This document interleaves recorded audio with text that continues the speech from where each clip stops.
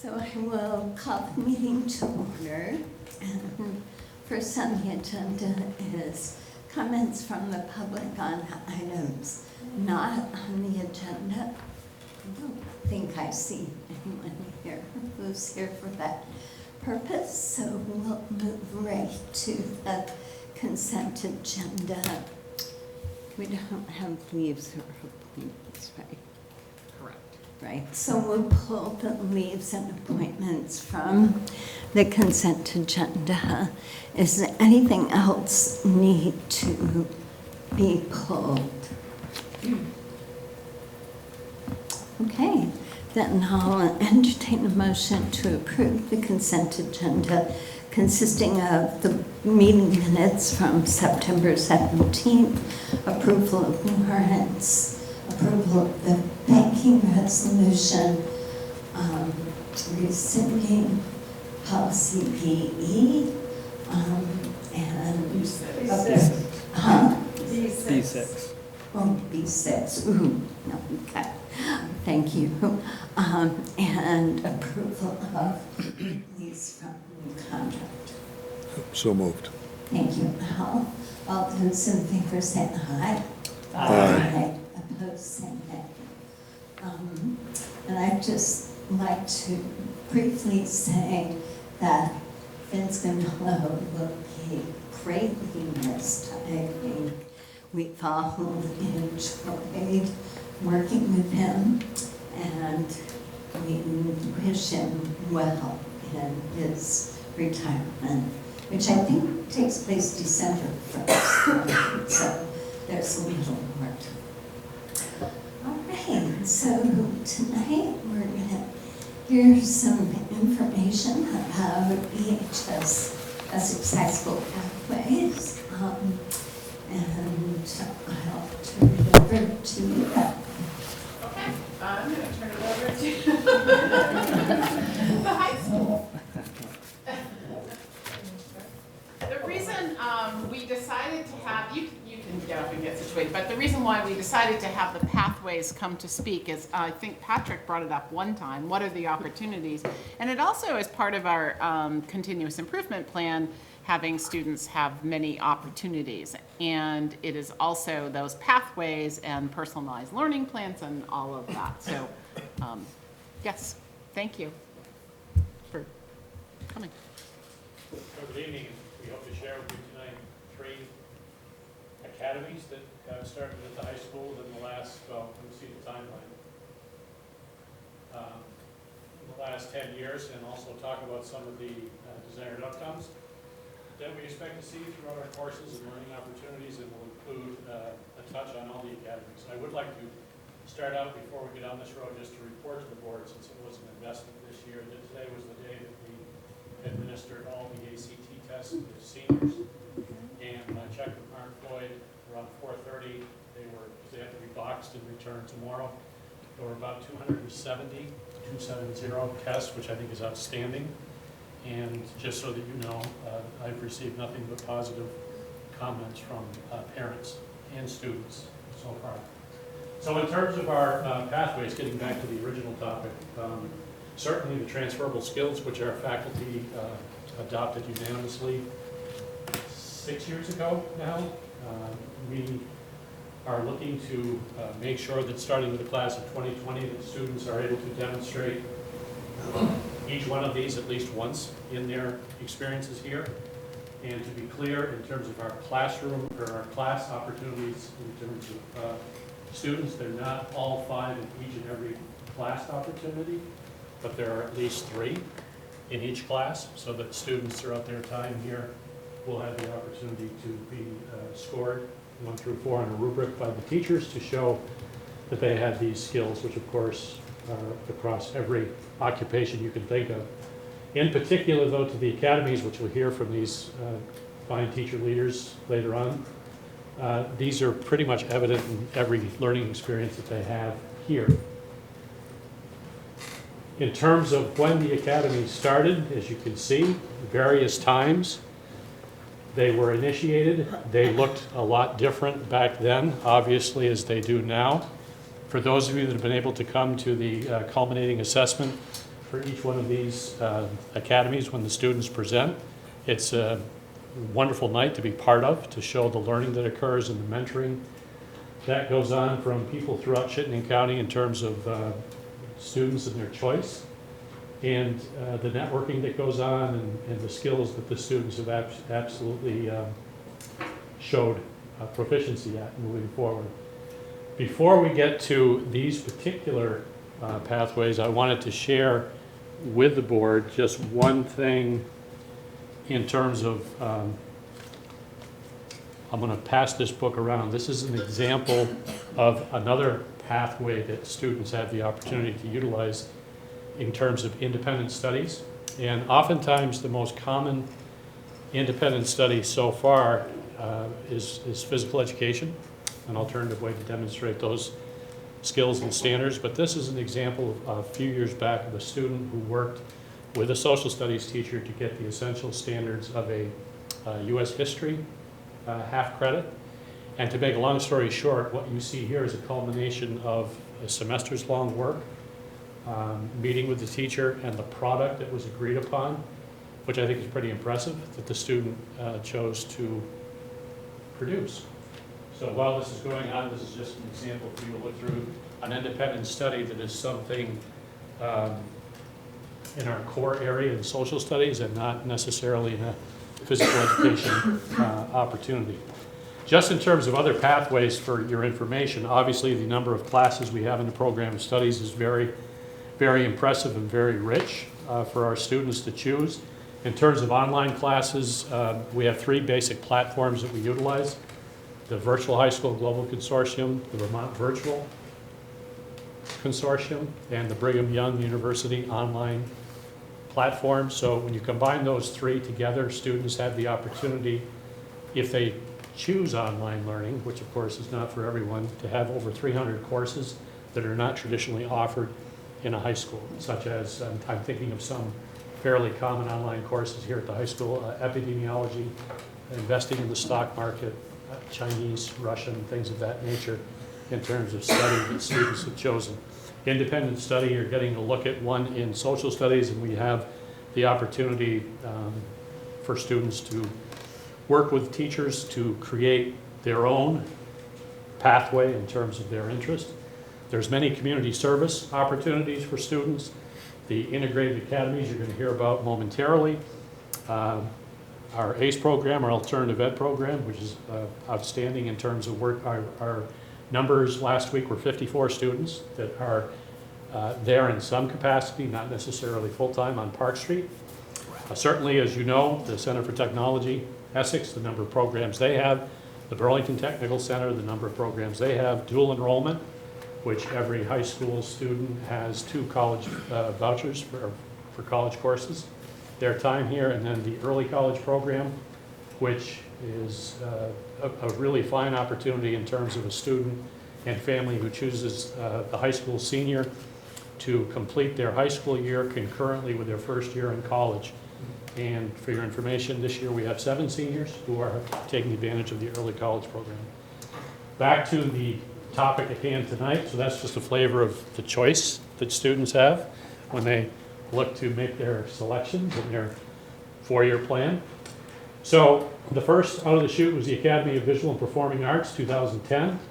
As you can see, STEM there. AVPA was really born out of a strong desire from faculty to put together a school within a school concept. STEM evolved shortly thereafter.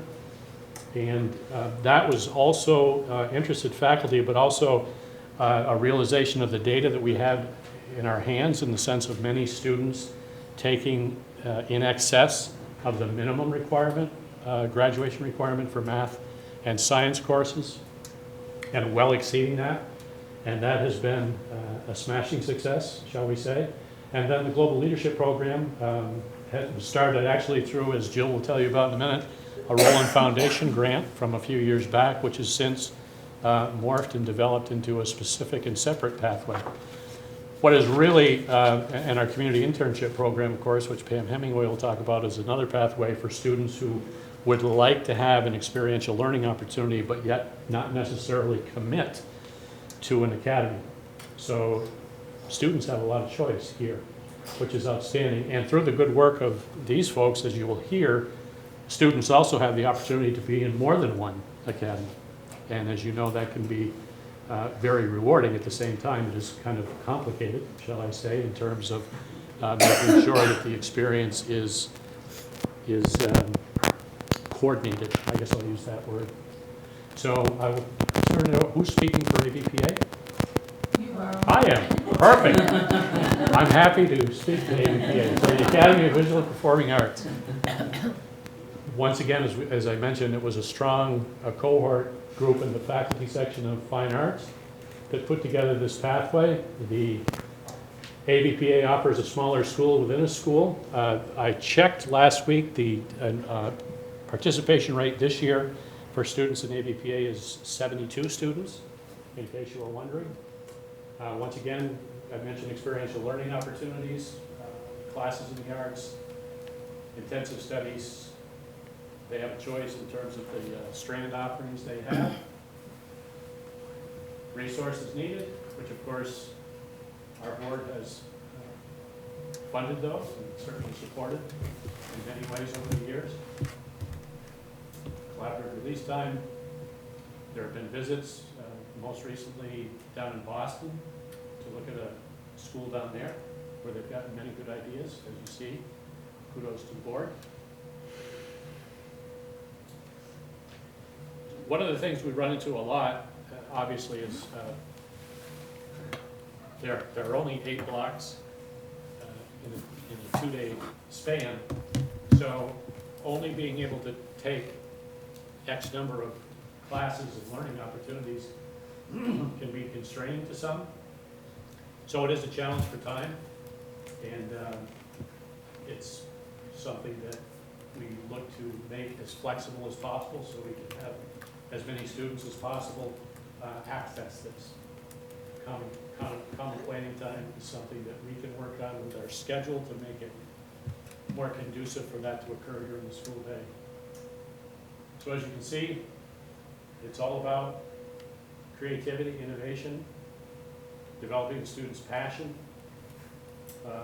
career exploration. They have guest artists come in on a monthly basis to show our students that, yes, indeed, career opportunities in Vermont in the arts are a possibility, to say the least.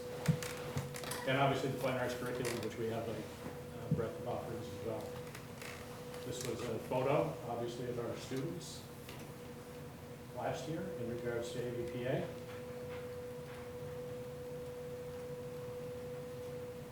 I mentioned the strands that students choose to be in: visual media, performing arts. You can see underneath the subsets, if you will.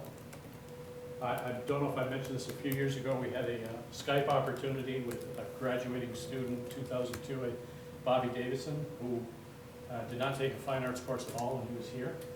And to make a long story short, his journey took him from Essex down south to New Orleans, and then he ended up in Hawaii, and he started working out behind the scenes, and then he ended up getting a part in the TV series Lost, which was on ABC a few years ago.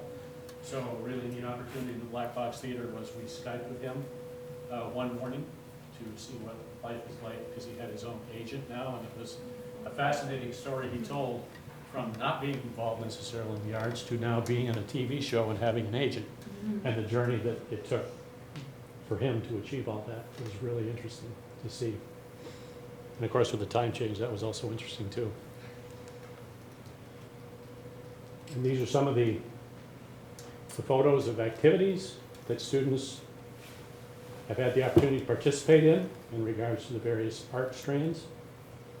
We also have had, I think the first, in terms of AVPA combining with STEM, one of our first projects of a student production, Mitch Logan, I'm pretty sure that's who it was, he built and displayed a butterfly garden in the courtyard, which was really impressive, combining the two for his culminating project. These are some of the guest artists that we've had here, all the different occupations.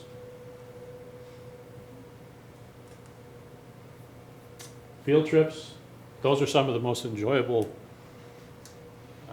I really enjoy. If they need help chaperoning, I like to help. It's a good experience to see the eyes light up and the connections made. Really powerful. Masterclass workshops, as you can see, some of the varying opportunities. There is a tremendous amount of planning that goes on, as you'll hear firsthand from ladies in some of the other academies and community internship. And through the good work of many, and kudos to Pam Hemingway in terms of the number of community connections that have been established throughout Chittenden County, not just Essex, where our students have the opportunity to make the connection from classroom learning, skills, to occupations. And to have the opportunity to do this in high school where you're not paying, you picked a number, thousands of dollars for tuition is pretty good. Some really impressive projects that students have produced are listed there, and once again, those are usually presented in the auditorium in early June. And they're pretty powerful. So the requirements, and we try and be as flexible as possible throughout. Obviously, you're in the AVPA advisory. The number of course credits, the internship, the Capstone project, and the 30 experiential learning opportunity credits, master classes, field trips, etc. I should point out once again in terms of advisories, we have two types of advisories. We have randomly scheduled students in grades 9 through 12, which I have one of those, and then there's also specific advisories in the academies because of the student interest and the faculty interest, and that's a nice connection and difference, and that really is helpful when students are looking at their personal learning or creating their personal learning plans and then tweaking and refining as we move forward. And I will turn it over to Leanne Smith, who is now in triple digits with students participating in STEM, and it just keeps getting better and better. All right. So the STEM Academy, Science, Technology, Engineering, and Math. The STEM Academy is about career exploration. The students come into the academy with an idea of something they may want to pursue in their future. And one of our main goals is to give them a chance to explore that further, to explore it in the community, to learn more from their colleagues at the school, and to decide if that career is for them.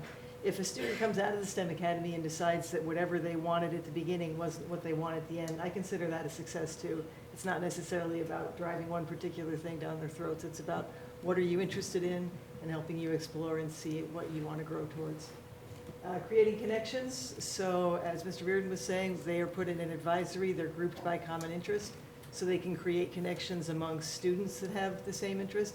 And a lot of sort of organic stuff happens there. People in the medical advisory, hey, did you sign up for the Governor's Institute? Did you hear about the MedQuest? You're like, they'll sort of be talking with each other so they get a chance to hear what's going on from the students.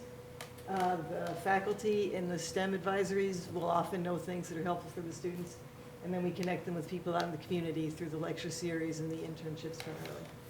Self-reflection, so throughout the whole process, they're thinking about what they're learning and incorporating that into their view of who they might want to be. There's a Google site that's a portfolio that started right at the beginning of the experience, and they do reflections in that every year. And also in the STEM internship class, which I teach, there's a pretty heavy emphasis on reflecting on the experiences you had out in the community. And of course, fully utilizing the math and science curriculum. We have a very nice math and science curriculum here. So the STEM Academy isn't necessarily a whole pile of hard classes designed specifically for the academy. It's not like that. The only STEM Academy specific class is the one semester internship class. We have such a rich and varied math and science curriculum here. Most of the actual math and science learning happens in our regular classes. So this is what we looked like last fall. There's 137 of us at this point, grouped into 3 strands, and there's 12 faculty, me and 11 others. So there's 6 advisories, 2 teachers per advisor. And last year we graduated about 50 people. This is what it looked like in the auditorium in early June when they'd all received their honor cords and their certificates. So there's 3 strands, medicine, engineering, and science. The medical strand is the most popular, that's 3 advisories. And then the science strand is 2 advisories, and the engineering strand is 1. So the Strand Activities, as Mr. Reardon was saying, there's an advisory that you're in. Once a week, you meet with those specific people while you're being scheduled all around the school. And then the rest of the times, you're meeting with teachers for subjects you might want extra help in. One of those be scheduled in at random days a month is a STEM day. We have STEM Friday, the last Friday of every month. And these are some of the things that we do in the STEM Friday. So we have a Science Olympiad team. We've had that for 2 years. Last year, we went to Dartmouth in December, and then the UVM State Championships for Vermont in March. And we had about 16 people, I think, at the UVM competition. We did pretty well individually. We got a lot of gold, silver, and bronze. There were a lot of medals. It was quite fun. As far as overall, though, we need to get the participation up in order to win the team award, because the way you win the team award is by doing well in a whole pile of different events. So we need to get the participation up. And the students had a lot of fun last year, so I see them out trying to get other people involved. So I'm hoping to have more people on the Science Olympiad. Math Madness, so that's it's the March Madness kind of thing. So it's an online, nationwide math competition. So everybody starts in a bracket, and then you meet at certain times. And you can arrange to meet at the times that are near the flex. So you compete with schools from all around the country, and you go up the bracket like that. Citizen science projects. There's a lot of things you can do online. You look at pictures of the North Pole and count the penguins, and you can see how many butterflies you saw that day. There's a lot of things where just having a lot of eyes on the ground can give useful data to scientists, so we do that. Brook trout release, I'll show you a little video in a minute. So we raised little baby trout from eggs. We got the eggs in January with Central Vermont Trout Unlimited, and those were raised in my office. And the little, this big or so trout were released in Browns River in May, I think it was. Possum house build, so that was a STEM help the community kind of thing. Nobody wants ticks, and possums eat ticks. So if you can attract possum to an area, then that's good, because the possum will groom themselves and they'll eat the ticks, and all good. So kind of a low-tech way to help the community with the tick problem. So we built some possum houses, and we hope to install those on the grounds. STEM trivia contest, we just did this last week. This was a get-to-know-you thing in the classic, Tuesday evening trivia style. We had the students in teams, and they all competed for some nice little wood trophies that Doug Horn made for us down in Westford. Those are some of the STEM Friday activities. Here's what some of those things look like. So there's a Science Olympiad team. Here we are, just give me 1 second on that, but thanks whoever's on the button. And there we are releasing the brook trout. This is the moment when they're getting chucked in. They were in these little coolers here. And then that's building the possum house down in Doug's Horns. So let's give a shot at the brook trout video.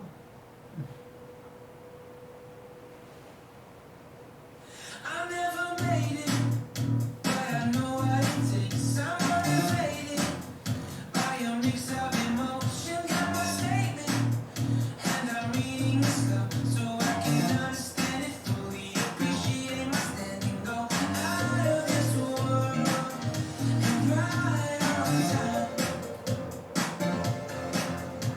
Oh, never in my life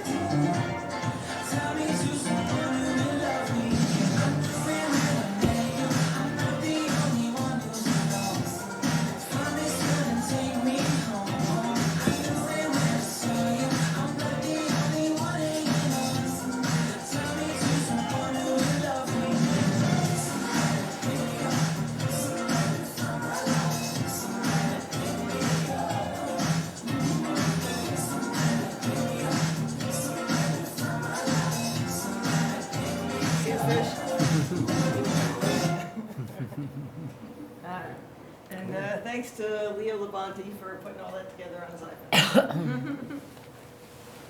And the guys from Central Vermont Trout Unlimited, they built the tank for us. They were there with their little waterproof camera. They're the ones who got those fish videos. So that was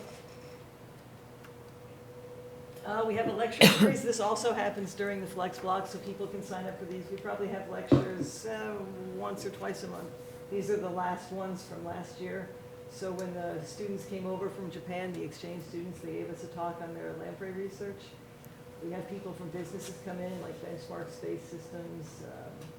A lot of schools will help us out, UVM College of Medicine, Spatial Analysis Lab. The humanitarian street mapping was a project we did in the computer lab. There's a lot of countries in the world, like Google Maps, everything's there in the United States. You know where all the roads are, and you can find Essex High School. But places that are often in trouble don't always have all that map data done, because a person has to go in and do that. So you can get volunteers together, and there's a program that kind of coordinates this. You know, here's a grid, nobody's mapped it yet, so you look and you see how many houses are there, and if you know how many houses there are, you know what the population density is, you know how many people you need to send in for help, that kind of thing. So there's folks at UVM that coordinate that, and we did that in the lab. So those are some typical lecture series, and I think I have, so here's one in the auditorium. This was the first one this year. Our very own Dr. W came in and talked about his experiences. He has a PhD, and he's done other things in research before coming here. And this was one of our most popular ones ever. There were 60 people that came to that, so that was good. The internships, so they tend to be based in these 4 areas, typically medicine, computer science, science, or engineering. And this is where the folks went last semester.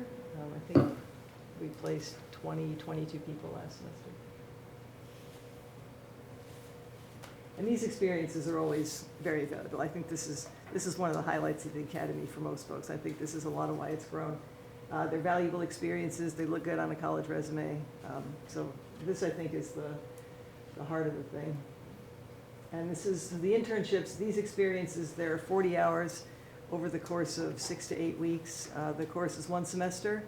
The first month, 5-6 weeks, are doing some research in your career areas, doing some things in your portfolio, getting to know each other. A lot of career things, which I do in conjunction with Pam Hemingway in the Career Center, resumes, cover letters, guest speakers. And when they're ready, we send them out. And then when they come back, they do a lot of reflection, put stuff in their portfolio. And then there is an internship night. So sometimes it's right here, sometimes it's down in the cafeteria. And this is always a lively evening. The students have a lot to say. Sometimes their hosts come. Not always. The hosts are busy people. It was nice of them to give their time for the internship, but often they come. And the parents, so there's always a nice buzz in the room. That's a good time. The Capstone projects. So my dream when this thing first started out, when there was 4 people in the academy, was that the projects would be an independent research kind of project done in conjunction with the STEM advisor, sort of like a little miniature independent study thesis kind of thing. But as the thing has grown to 40 or 50 seniors, that's just not feasible. We're not an independent research kind of high school. So what this has evolved into, which I think has been working well over the last year or 2, is that their capstone projects are done as an extension of an existing class. Many of our classes have a strong project-based component to them. Advanced biology, they always do a project at the end of the year. AP environmental science, AP stats, specifically designing solutions to global challenges. That the entire year is pretty much a design class. Some people do independent study. I teach a mobile app development class, so you can develop an app at the end of the class that would count for your capstone project. So all of these teachers, they get a copy of the STEM capstone project rubric, and we make sure that all of their projects are meeting the requirements of what we want out of the STEM capstone project. And then that's all presented at STEM Senior Night. So we did this last year in 2 parts, and I think this went pretty well. We started down in the auditorium, and each student presented just 1 slide, so they had a chance to get up and talk. But 50 people, 1 slide each. That's a fair chunk of time right there. So then all the projects were displayed here. So after the talking was done, everybody came down here, and they were displaying their capstone projects. They also had a laptop going with their internship. And then we also had a table with all of the projects we'd done as an academy. So it was kind of a celebration of the whole thing. And we'll do that again this year. I like that. So endorsement requirements, pretty similar to AVPA. You need to be in a STEM advisory. If you're in both If you're in more than one academy, the student can choose which advisory they'd rather be in. They make a 3-year electronic portfolio, that's a Google site. And the Google sites we do in conjunction with the bulk portfolios. We put the Google site in as an item in a collection in the bulk portfolios, so the two things are integrated. And you guys know about the bulk portfolios, I guess. They go to 10 STEM lecture series events over the course of the 3 years, and they can do other things besides our lecture series if they go to Governor's Institute or they're traveling somewhere and go to some other, anything that's a reasonable science talk experience will count.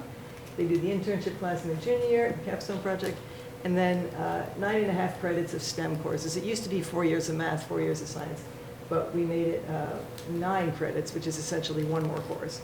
And then the half credit is the internship class. So that's basically the STEM Academy. And I think that's all I have to say. Career education.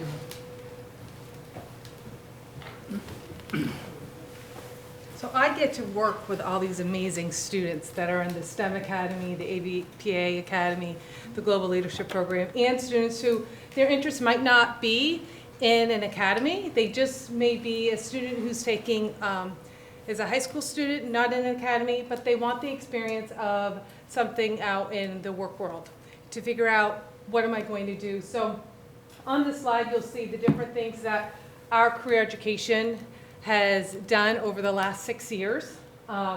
We do internships, I do career counseling, we have a job opportunities board, I also email students if jobs come in. I email them flyers so that they all can see that. We do a 10th grade career and college field trip. This one will be in March. We're going to go to St. Mike's, and it's a big career, what do you want to do in your future. It's a new endeavor that we're doing this year. We do a career job expo and a community service fair every other year. So when students are at the high school, they get to have 2 years of the career expo and 2 years of the community service fair. And then I do career talks along with the lectures that our academies do during Flex. So I'm bringing also in different professionals from outside, and we collaborate really, really well together to make sure we're not overlapping and that we're really getting a broad base of professionals that are coming in. Each year we place close to 400, if not, 100 students. We're fortunate enough that students want to think outside the box a little bit and be able to take an internship. And that is a quick overview of what our curriculum looks like. We have lots of guest speakers come in that talk about things, so they're not only hearing from us, we have amazing people out in the professional world that want to come in and talk to our students, which is a fabulous thing. The great thing about this year is one of my challenges was transportation. So how do I get students who do not have reliable transportation to and from their internships? That's always been a struggle.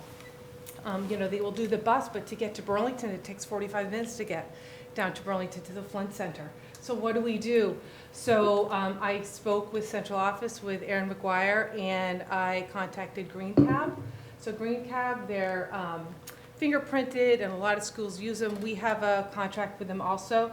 So now our students, by any of our advisors and myself saying, John Smith is going to UVM Medical Center on Friday at 1 o'clock. Can you please come to the high school and pick them up? They will do that. The students are not charged. It's free of charge. They will bill me, and I'll pay it out of my budget. So we're trialing it this year, but I'm really excited to be able to open that up, because when a student doesn't have transportation, I was trying to find something walking distance, and with the vast interest, that was really challenging. So throughout this, I'm going to talk, but I put student quotes up here so that you could hear from them what they're really interested in. Tessa did a 40-hour internship at Timberlane Physical Therapy in Winooski. So as you can see, she really now is very, very interested in being a physical therapist. She was also able to see lots of other things within that office. So she was working right there with patients, helping out. She even created a plan for a patient, just a mock one, and then got kind of critiqued by her supervisor. It's been a trend last year and this year, more and more students want to go into the trades. fabulous, right? Because we know trades, they need people. So this young man, we got him an internship at Sherwin Electric, and by the time he ended in January, they offered him a job when he graduated in June. And now he is right in the middle of being an apprentice to be an electrician. We also had a young lady who wanted to go into construction, she thought. She had all kinds of exciting things she was interested in, wanted to go into the trades. When she graduated in June, she is now working for a construction company and working towards an apprenticeship. I'm not right now sure which one she chose because she had a lot of different interests. This year we have about 3 students that are interested in the trades. Some students like multiple things, and they want to try out multiple things. So this young lady was interested in journalism, maybe filmmaking, broadcasting. We ended up being able to split her internship into 2 different places. She was able to be with WCAX, and then she did some filming with Ignite Church. So more and more I'm starting to do split internships so that they're spending 20 hours in one location and 20 hours in the other. And then we can kind of compare and contrast what they like. Our district is amazing. I'm able to place majority of students interested in education or counseling within our schools and in our district office. So it's fabulous that I don't always have to reach out too far for people to want to mentor our amazing high school students. And so Elizabeth was lucky enough to work with a fabulous teacher at Essex Elementary, but all our schools will always say yes to me. Very rarely do they say no. When they do, it's because they have a student teacher already and that it just can't fit into their schedule. So I'm very fortunate with that. Supervisors, I can't do my job without supervisors. Harley Davidson is one of them. I reached out to him on a whim, thinking what a fun place for an internship. At the internship night, they actually brought in a Harley into our library. How fun was that for those students to see that? But not only are they giving my students internships, they're also coming in, and I asked business professionals to come in and help our internship students practice their interview skills before their initial interview. And so a lot of our supervisors will come in and they sit down, they assess our students, and they're asking them real interview questions so that they're ready to move on when the time really comes. Medical, as Leanne mentioned, is big, and I get many medical students that are not in our STEM Academy. So Leanne and I work really well together to find this. A lot of times with a medical internship, I have to do a hybrid. So they'll spend maybe a little bit of time with a school nurse. Sometimes UVM will have a Med Mentors program. I have them go to an assisted living program. They will always spend 8 hours in the UVM Medical Center's emergency department. I have a great connection there. And we can work in the Children's Hospital and with nurses, but those are all shadowing programs, so we kind of pull that together. So that's another way that they can get their internships, is through just creating a plan that works for them, and that they're getting a vast array of experiences. And lastly, some students might not know what they want to do, so I do some career counseling. And sometimes for this supervisor, it was somebody who didn't really know, and I said, you might really be great with human resources. Do you know what that is? No, I don't know what that is. And so we explained it. Gina's become a really great contact for me. She has put information in the Vermont HR newsletter about our program. So I'm receiving some PR there. We are at the high school receiving that. We're also getting great contacts. So people are now contacting me. Hey, I'd love to be part of your program. And that's all because our supervisors are talking about the academies, our amazing high school students that are out there, and that they almost are excited to have them. So I'm really, really fortunate to be able to do this. And I know we'll have questions in a little bit, but I'm going to let Jill go next.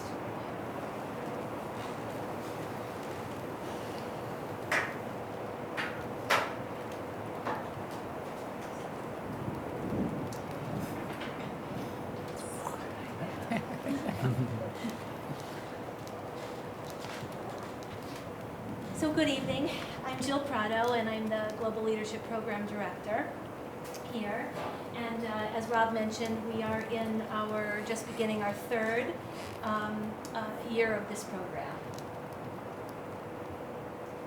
So the Global Leadership Program focuses on 3 core competencies: cross-cultural competency, leadership development, and language acquisition. And students grow through globally focused interdisciplinary coursework, internships with Vermont companies and organizations, and experience-based academic learning beyond the traditional classroom.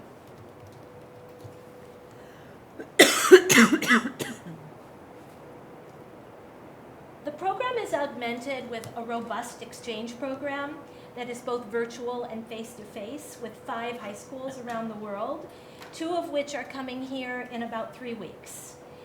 Students also hear from ambassadors, politicians, and authors in the GLP Speaker Series, while learning about critical languages and cultures in the Language and Culture Series.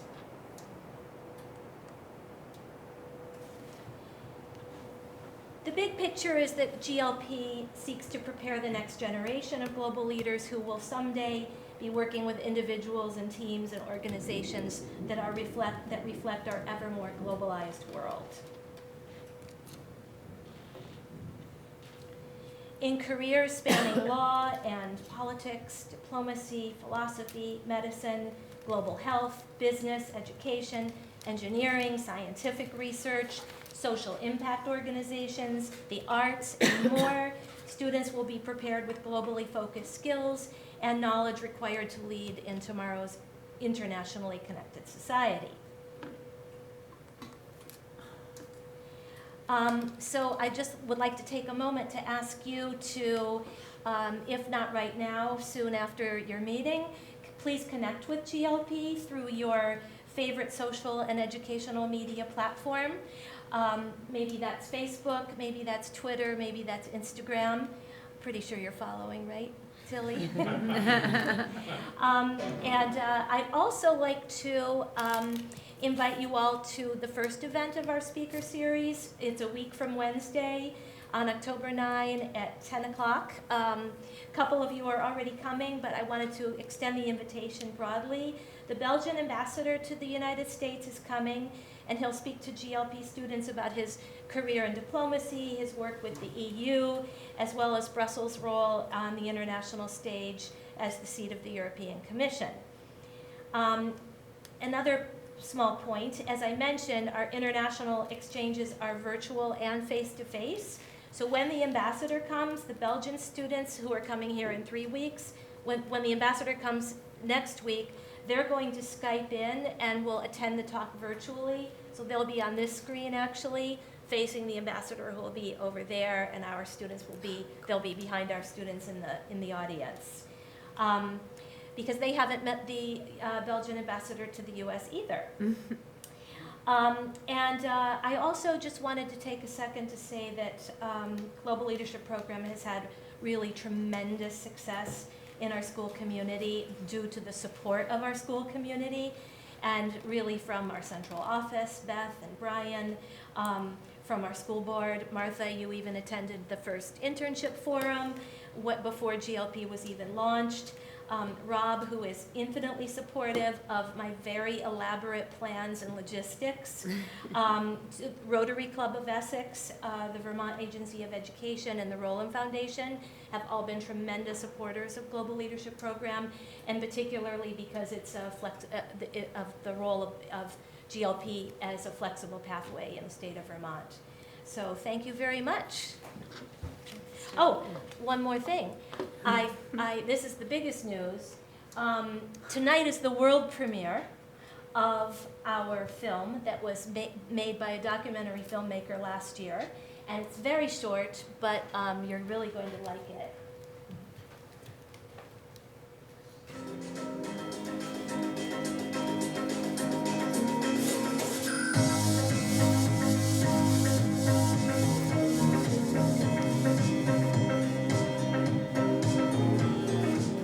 Global Leadership Program came about to provide a structure for students right here in school where they could design the experience both collectively and for themselves individually.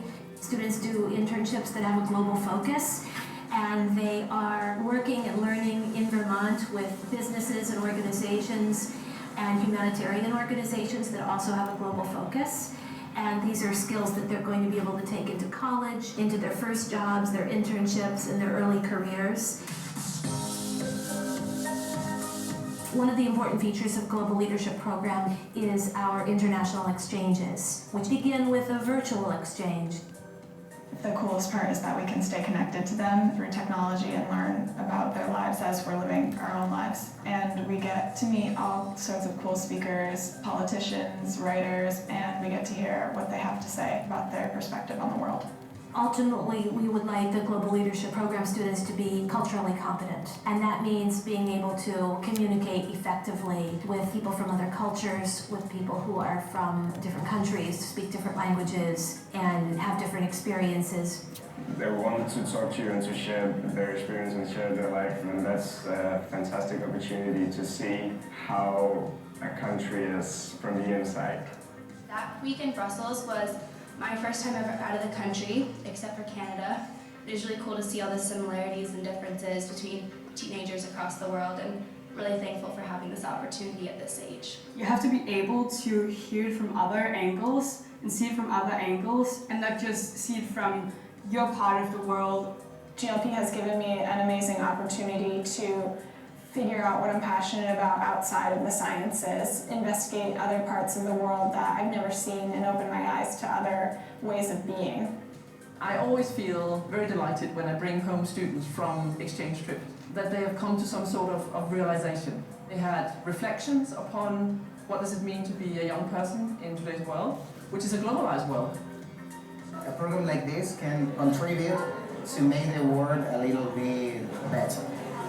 GLP students, I would like to leave you with this thought from some of the statistically happiest people in the world. You don't have to have it figured out like right now. Take the time to figure out what you're passionate about and pursue your goals and dreams. To be culturally competent is a truly social, economic, and political imperative today. Our students will someday be working with individuals and teams and organizations that are global in nature, and they're going to know how to navigate that world successfully. Until he did a cameo. I saw that. So thank you. I think, So I think if you could all come up front, and that would give board members a chance to ask questions or make comments. Keely. I really enjoyed hearing about all of these because there've been some questions in the back of my head for a while, only having younger kids. I was wondering, is it possible some of these areas had overlap with some of the programs that are offered at CTE? Is it possible for students to do CTE and an academy, or is that not possible with the schedules? Typically, because of the core requirement at CTE, it would be difficult at best to fulfill their program requirements and the academy requirements. It would be challenging. There's been some work the other way. I mean, some students have done their capstone projects through some of the courses they take at CTE. But in some ways, the STEM Academy is a career work experience-like thing for the high school students. So we don't in the STEM Academy, I don't think we offer too much more than isn't already offered at CTE with career work experiences and all the project-based learning they do. So I think there's a lot of overlap in the overall mission.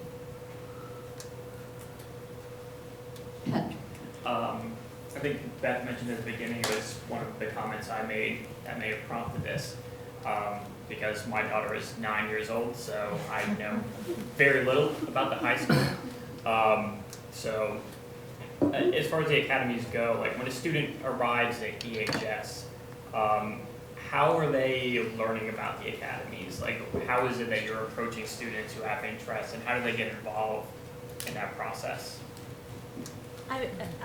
Sure, I can take that. So the academy leaders, do a presentation for our the ninth grade class, the entire class. And we talk a little bit about the academy. And then in addition to that, we sometimes have some extra informational sessions. So we try to get the word out that way. There are many announcements leading up to the application period, and then we coordinate our efforts with the application periods to make sure kids know when those applications are due. And you said application period, so is there like a cutoff? Do you have a number where, like, you know, you are allowed 25, 30 students and then some aren't able to participate just because of a number thing?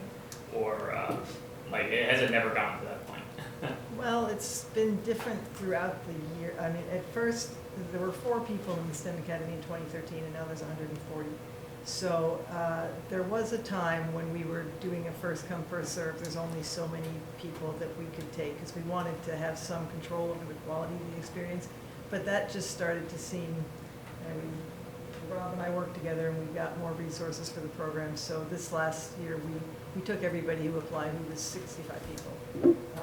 But yeah, there is a limit to how much I think the community can probably absorb of us. I'm going to continue. You guys might get a mail. I mean, I'm going to do a mass mailing soon. Like I'm canvassing the community because I know people want these experiences.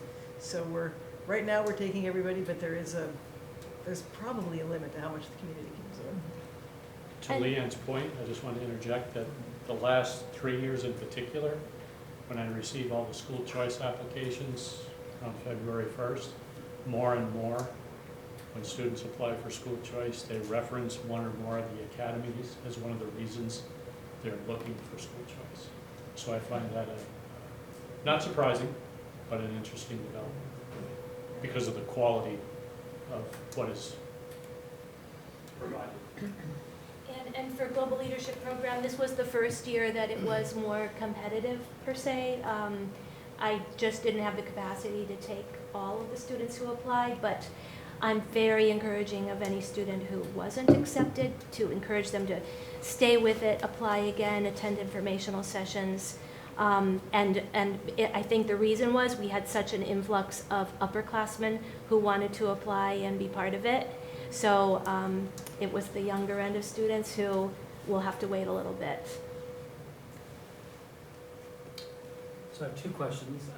The first is to follow up on Patrick's question, and notwithstanding logistics of being able to accept so many students, how do you make sure that the opportunity is equitable across the district or across the high school population for all students to have an opportunity to be successful in one of these programs?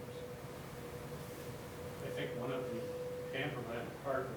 of the answers to your question, which is a really good one, is the transportation piece, because that obviously can be a real barrier to a family that doesn't have the means to get to a learning opportunity. It could be down in Shelburne or in Burlington. So that is one piece in terms of transportation. The other area I see moving forward, and we meet once a month minimally, and one of the things we're looking at for next year as a consideration to help students and families is to allow and have some of these internship opportunities to occur in the summer, which is when, in very busy students' schedules and lives, sometimes the summer is a chance to exhale and take advantage of that opportunity, as compared to if you're in a musical, if you're in a club, if you're in sports, multiple sports. That can be really challenging during the school year itself because there's so many hours in the day. So the summer could be another opportunity to help address that. So those are just 2 quick responses I have. Brian, I just want to make a point. It's a good thing we got a new roof. Really I can tell you also that I mentioned the exchange that we have. And one of the reasons for the virtual exchange is to make sure that that international connection is happening for all students and not just a student who might travel abroad. However, for our students who have traveled, what we've done with GLP is one of the least expensive exchange programs that exists. It's so economical, and I really work hard to make sure that the costs are so that it's doable for families. It's not burdensome for families. And then I mentioned that, some of the scholarship. Well, Rotary, for example, has given GLP three grants all of which I have applied to student scholarships to make the program even more affordable. So I could give you more specifics later, but it's really, that's one of the ways we keep it equitable. In the STEM Academy, a lot of opportunities come by for me that have a cost associated with them. People are essentially selling experiences for students, and I usually don't bite on those, so I'm not offering, I just don't usually go for it. So the project opportunities the students have, they're all pretty low budget, and they're all funds that students have equal access to. So my philosophical question is, and I certainly, appreciate the opportunities that each of these academies offer to students. But I just wonder if that means that we're focused less on a solid, basic, general education for students, and if that's a pathway that gets as much attention as some of the academies. I can answer that. I do think that because we offer an internship class for students that are not in the academy, and there are so many amazing students that are not in the academy, I do think we offer, and you don't really, when you're around the school, it's not like, oh, GLP, oh, STEM, oh, AVPA, because they're all immersed in all our classes. So there's not that many pull-out classes that are just for students in the academies. So I do think, and what I've heard from the students I work with, it's still as competitive for them, whether they go into the workforce, the military, or onto college. There's still a lot of, they feel like they're competitive out there also. Kim? And I apologize, I'm sure I should know this, but do they apply their 8th grade year or their 9th grade year? For the STEM Academy, they apply at the end of their 9th grade year. At the end of their 9th grade year? Yeah. So it begins in 10th grade for everybody? Okay. I think the numbers support that. I mean, and my initial philosophy on that was to give them 1 year to just get used to the school, decide what they're interested in before they immerse themselves in any one part. And how do you juggle the advisories then? Because they would have already been in advisory for a year. They get switched. So all the students that have been accepted into the academy, I make a list, I put them in an advisory, and then over the summer they just get taken out of their advisory. And put it into a different I one. worked with Stacy Anthony over the summer to reshuffle and redistribute students in advisories. And your point is well taken in regards to whether it's a traditional 9-12 or an academy advisory, because sometimes we have students move out of the academy and they would go back into a regular, and then the new students going in. So that's done on a yearly basis. So are there not freshmen in the STEM advisories? Or, I'm sorry, Correct. not freshmen in any of the academy advisories? Well, there's none in the STEM advisory. However, Okay, so in Global Leadership Program, they can apply all the way through their junior year. So I had juniors apply last year. We talk in advance. First of all, they need to demonstrate that they have a very good reason for applying, that they're motivated to be part of it. But we also look at their record to see can they do it? Can they fit everything in that they need to do? As for the advisory, GLP is a little bit different. We do have a GLP advisory, but we're phasing in the 8th and 9th grade. We're phasing them in. But for older students who are already in an advisory that they're accustomed to, if they would like to stay in that advisory, they may, rather than disrupt that relationship. So we all do it a little bit differently. And then I guess my other question, maybe a little bit to Brendan's point, is there a way for sort of the sense of community and intentionality that happens in the academy advisories to be part of the experience that students have in the general advisories? So that, to Brendan's point, you might not be in it, you may have the internship, but it sounds like much more happens in the advisories. There's community building, it seems, among those who share a path or an interest, and a lot of additional opportunities. And I just didn't know to what extent for kids who don't participate in the academies, they might expect that, or that could become part of their advisory experience. So for students who are not in the academy advisory, the direct relationship is when Pam will put out communications to speakers that come in the library and speak on various career options. So it is not the same to equate one with the other in terms of the identified interest in a particular field or fields if there are multiple academies, but we continue to keep the scope and sequence of the personal learning plan, which has certainly a career component and a self-discovery and self-reflection component alive and well for students in what we would call regular classrooms. And that happens through the advisory Yes. function? Yes. And Kim, I'm hoping that all the, I have an advisory of students that are not in an academy. I'm hoping that I'm creating that rich experience for them in my advisory, because each faculty member has somebody, and so we spend quality time with our students. So I'm hoping that that's happening for the majority of the students in their individual advisory that they have, because they're all assigned to somebody. Yeah. And is that, I just in thinking about if resources are necessary for that, is that something that there's professional development around so that it's not inconsistently applied, so that people would come away from their advisory experience feeling as the three of you have described? I just didn't know if that's part I think where we're at right now systemically. it's more getting feedback from students and teachers like we did in the spring last year to see how for example, last year was the first year, as you all know, we used the VOL platform from grades 6 through 12. So there was an opportunity to provide rich feedback from the students to Eric Mortensen and others. And as a result, there was a task team that was formed and met at the end of June and then over the summer leading up to the fall in terms of tweaks and modifications that were recommended both by students from the middle schools and the high school and also from teacher advisors who participated in the task team as a way to make sure that we wanted to have a rich experience regardless of the choice of the students. So, and we're going to do the same thing this spring. We're going to get follow-up to, because the scope and sequence did modify from last year to this year based upon feedback. So, we're just trying to make sure that we're listening and getting input from the key stakeholders. And I guess, just as I mentioned, the academies are all different. So in GLP, the advisory is not the most significant part of that experience. So, and they're very those students are really blended in a lot of different advisories. And the STEM lecture series is open to the whole school, so. That's a good point. So there's a lot of things there. Yeah. Thank you.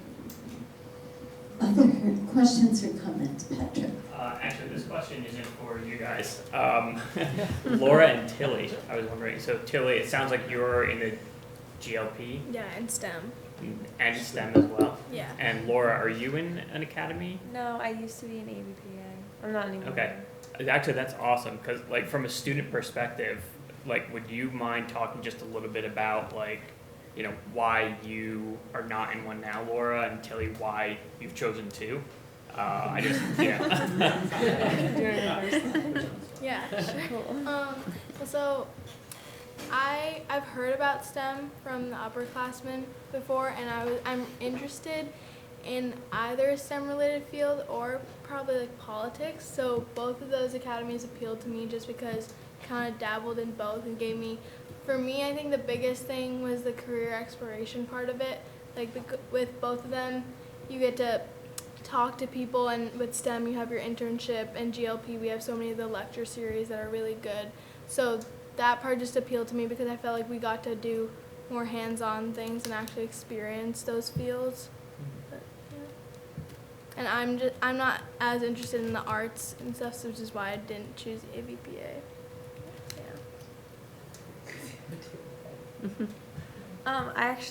I wanted to join AVPA my freshman year. I applied and they didn't get back to me until my sophomore year. And then so I only did the program my sophomore year, and then my interests changed, and I just decided to just go back into regular high school. But I liked the opportunities that AVPA had available. I think one of the biggest struggles for me was finding times to attend like the events that they had. because they were either during the school day, like during a class that I couldn't miss, or after school, sometime that I like couldn't make it to because my parents were at work or something like that.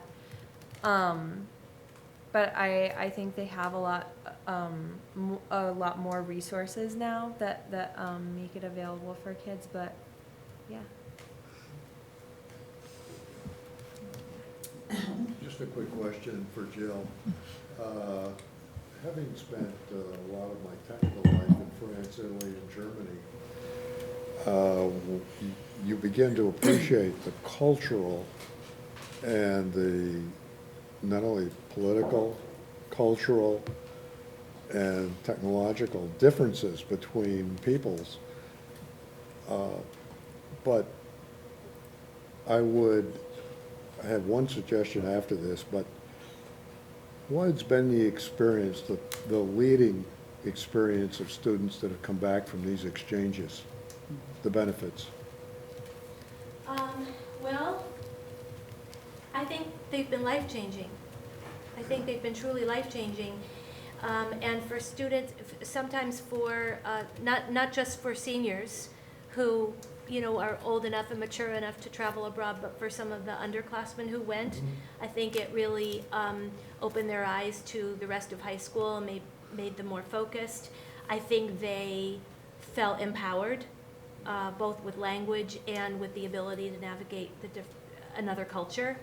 I think that gives them I do think that that's an empowering feeling.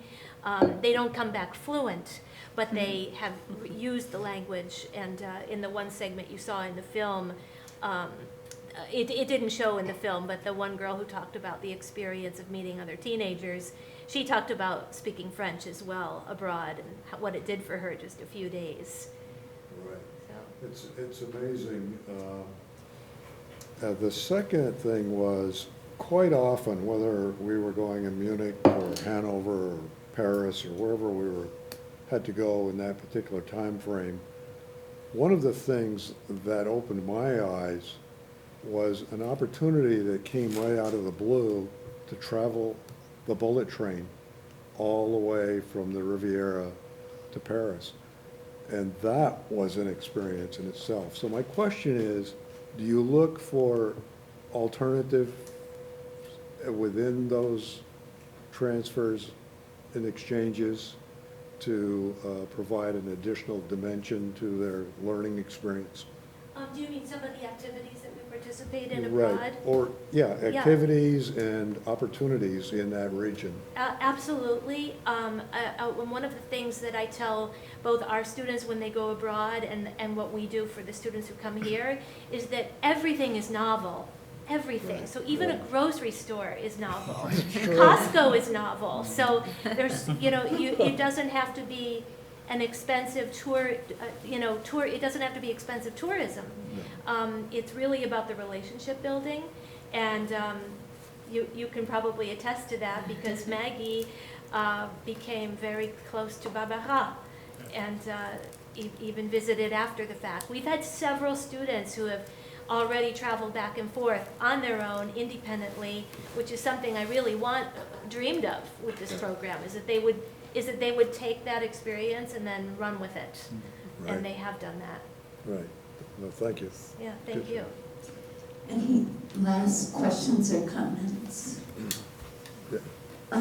I would just say that coming to the presentation nights where the students present what they've been doing is a very rewarding experience, and I would recommend it to any board member. It's I have a question. It's really good. Diane? Have you guys worked out the fact that you do the presentations on the same night in two different locations? Have you worked out that you're not competing against each other yet? Yes. Well, it's tough to be in two places at once, okay? I mean, so it really depends on when rooms are available in our school. It also means that selfishly, there are 3 nights in 1 week that I'm out with the students, which I love, but I also feel like to be fair to my family and my boys. So I'm running between the two also, so like I should purchase roller skates and go to and from our locations. So sometimes it's logistically, but we often think about that, and then sometimes we can, and then sometimes we can't, depending on what the schedule, and the schedule of our students and all their activities. Sometimes in June, we have all those activities going on. As you know, May and June is crazy in our schools, so we kind of have to pick and choose what nights are free, too. So we're trying. And I think Well- they start at different times, so you could go. Yes, there's a half-hour, Yeah. differential. Yeah. But if you have more students that are indeed participating in both STEM and AVPA, or potentially even GLP, that the conflicting times would be, how could you have a student trying to do a presentation So they at the same don't do time? both. They choose which Okay. internship class they're going to take. So they take, if they're dual enrolled, either they're a STEM internship student, they're a GLP internship student, or they're an AVPA internship student. So they only have to do one of those presentations because they only get one internship. Yeah, good. Okay. Now I understand what you're saying. I find the logistics a very interesting thing. You know, I'm trying to figure out Yeah. how a high school student can participate in that fun adult event Right. that occurs. We had Ren House, she was in all three Yes. academies. She gave one presentation. Okay, well, thank you so much. Thank you for helping me. And thank you for the work you do for our students. It's inspiring. Okay. On a pouring rainy night. Thank you all for being out and joining us. Thank you. Again, where is it right now? The book? Oh, it was. Oh, Jill, read the book? Yeah. Yeah. Okay. Okay, so let's move along. Next on the agenda is our student report. So Tilly and Laura. Yeah, we have some papers that I can pass around to you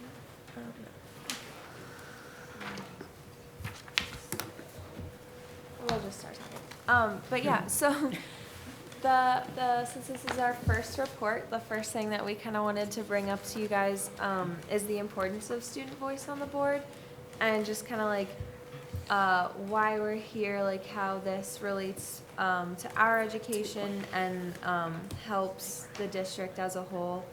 And so we just kind of wanted to highlight like student voice, especially on a board level, provides students the opportunity to be more involved in their learning and is an example of the outcomes of dedicated community work. So we just are really focused on, having students be engaged in their learning, and really this year hoping to understand like the process of how our work on the board is like felt by the students in our community. Yep, so for goals this year, we kind of realized that not many students actually know that we exist, and obviously that's a flaw in the system.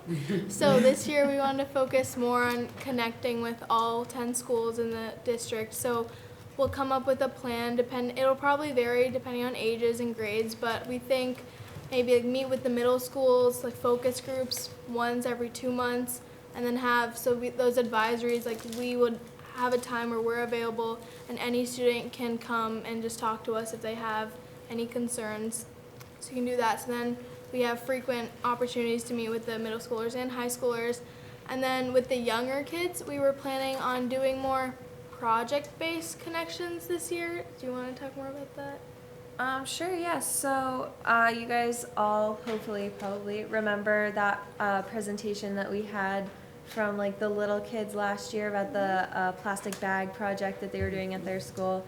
And just like using that as an example, I think it would be really cool if we went to some of the younger schools in the district and said like, hey, like we heard you were doing this project. What do you think about introducing it to the kids like the next town over? and then having that be like a connecting factor between the schools in the district, and having them be able to see the impact that they can have on their own schools. Yeah, the areas of focus. Yeah. Or, Do you want to talk about this? sure, yeah. We also talked with Beth about a principal meeting later in October, and Tilly and I are gonna go give a presentation during that. Yeah, and then so our areas of focus, this is kind of just a broader thing about our goals, so making connections with students district-wide, gaining a better understanding of our role, so just over time figuring out exactly what we expect of this role and what you guys expect of us, so kind of getting a feel for that and working to make this more of a collaborative relationship. And then having a more impactful role on the board, so that kind of goes with, you know, what do you guys expect and then what we want to actually do, so just making sure that this role is meaningful. And then, like I said, so, we were wanted to focus on building connections with different groups in the district. So one of them was Voices for Education that Liz does, or Student Gov and things like that. So instead of trying to just meet with all the kids, also try to focus on these small groups within the district that focus on different concerns, and see if we can meet with them. So we kind of make it this collaborative effort in the district rather than just us. Awesome. So another one of the things that we kind of want to like work on this year, and more like are hoping to map out with you guys, is like what's our like defined role here as student board members. And on like the back side of this, we're talking about, Tilly and I are working on a Google form to send out to you guys, so we can really get like a more detailed response about kind of the relationship that we want to have this year and moving forward. And Beth shared with us this article, Elevating Student Voice in Education.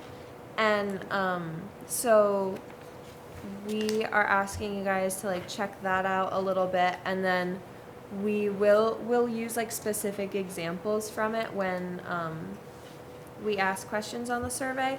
But we're thinking of like basing that around this, and kind of there's a chart on there that kind of has like the scale that's like, where do you think student voice belongs, which is either just solely input versus like leadership and action. And so we're gonna work on that, and then we'll present on it in a future meeting and just kind of like talk to you guys about, what's this gonna look like. Great, thank you. Questions or comments? Kim? We'll let Brendan go first. I was just gonna ask, or I was wanting to make sure that I heard the timeline, like that we would get the survey and hopefully have read before the next board meeting, or just when would we expect that we might get it? So we're looking for it, and when would you want feedback from us? Sure, yeah. So I can actually send it out tonight, and then Tilly and I will send out a survey within the next week. And then if you guys could have it answered by, I'm not sure when we'll present on it. It probably won't be the very next, yeah. So the one after that, so. First meeting in November. So maybe if the thing that you'll send out tonight is the article. Right. Yeah. That was a great link. We looked at it in our meeting together, and then the survey we would get, and then maybe ideally get that back to you before you meet with the principals, or when you send it, you can give us the timeline that works best for you guys. And we might need reminders. Okay, Brendan? So, well, I might be misremembering this, but I remember last year there were some issues or some confusion with school principals about you coming in and meeting with students. Is that something that we're gonna try to work on this year to make sure that that's? Why we're meeting with the leadership. Okay, that's what I thought. That's why I guessed that was the answer, but I just wanted to make sure, because that was a little bit of a stumbling block. Yeah,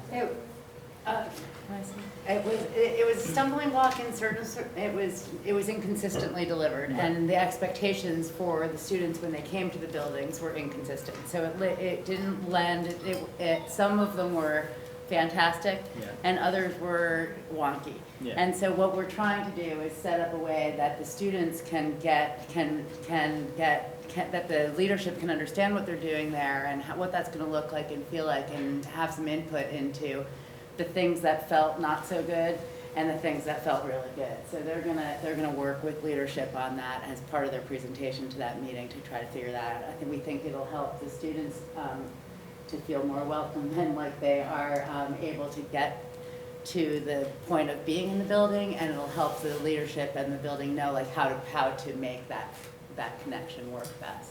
Also, we discussed too, we probably have our own definition of what student voice is. Right? So by sharing that web page will help us to clarify what we mean, and also Tilly and Laura will work on a why behind it. Why is it important to bring that to the leadership team? And I've also been thinking about that spectrum. All those points, when you look at it, the participation to the full leadership leading change, are all ways students, like different points where a student can have a voice. I was thinking in the leadership team, we could all participate in ways students can, if we had a big spectrum, and we can think about lots of different ways that students express their voice and put them on the spectrum, and then all of us can see, oh, yes, even though they're just participating in something, that's still student voice. And then what does that change look like when they're leadership and everything in between? So I was thinking about that as an active activity that you can lead with the principals. Yeah, but we'll work on that. Beth is going to work with Laura until they have a meeting set up to figure out what that's going to look like and how they're going to interact with the leadership team on that day. Yeah, I mean, I think one of the main challenges of how student voice can then manifest itself in this board is to move beyond just hearing about students' concerns on the ground level in a building. Yeah. You know what I mean? So I think for me, it's a little, I'm still trying to figure out, like, how do we take the concerns that might be collected and actually have that translate to productive discussions that are appropriate at the board level? It's a huge challenge, Brendan, and it's a challenge for voices and for board and for admin and all the different buckets of communication that need to take place. I think it is a real challenge to do that piece and to do it well. I think we need to really be mindful of that as we move forward, and I think that we are. And I think there are some subjects, as we saw in our first year, that really lend themselves to the inclusion of student voice, and other subjects are not so much. And so I think we have found that challenging. Kim and Liz. We definitely identified that when the five of us met together. And one of the things that I wanted to make sure we do is help them sort of theme what they're hearing and have a better sense if it's a theme that is responsive to the way student voice is described in the continuous improvement plan or pursuit of the vision, or it's a particular complaint to a particular concern to a particular building, but then helping them understand what that path is for redirecting people to the appropriate resources. Yeah. And we have committed to really doing our best to help them all of us understand what we're seeing and where things are best handled, but recognizing that student voice and empowerment is spoken to and about in the continuous improvement plan. So what does that look like, and when are themes lending themselves to a board discussion around the topic as opposed to I guess what I just particular matters. Yeah, and we just don't want them frustrated by hearing these things, or the students who bring their concerns, hearing them and giving them to those guys and then having them think, okay, it's done. The board's taking care of it. Well, yeah, So I- that isn't, we want that not to happen. Yeah, I'm just calling out the fact that we're asking our students to do something that we're not doing Right. individually as board members. We're not going To to a our PTO communities. meeting, for Right. example, and saying, share all your concerns with me, Right. and I'll take it to the board. So I think it's a tricky path to navigate, and it's a pretty big responsibility that we're asking them to take on. Yeah. To represent all student voice on this board is a big challenge. So two things. One is that we're framing it not just concerns, because there are a lot of celebrations that kids want to report to and that want to be part of the story that we tell about the good things that we're doing in our district. So there's that too. It's not just let's collect concerns and give a list and say, here's what we want to improve. And that can lead to, we want better French fries in the cafeteria real quick. And that's not what we're hoping for. Do we have French fries in the cafeteria? Now that I mentioned If we're gonna make a list. But what I think is important to remember is that what we do at this table is around policy. And so what we are hoping in the conversation that we are having in our meetings is, if our policies are making a difference, then we're gonna need to have a way for our students to say, yeah, you guys put this policy in place, and this is what it feels like to have that change in policy. And that's what we're hoping. If this work is successful and we're engaging our students, we're gonna have a system in place that we get a sense of if what we at this table and what the admin and what we try to do for outcomes for kids is really feeling that way in the buildings. And that's something that we keep in mind with all of this work, because that's really where you start to say, wow, this feels different as a result of what they are doing at that table, you know? And so that's the policy piece around what we do at this table. And I think there's the opportunity to learn in both directions. So we'll sort of help with the theming and understanding where the right resources are and hearing from you guys around what you think, whether it connects with policy or doesn't.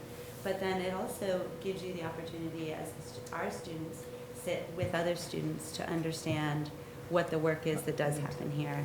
And I think we're going to see some work and movement on establishing processes within buildings for feedback loops on student voice.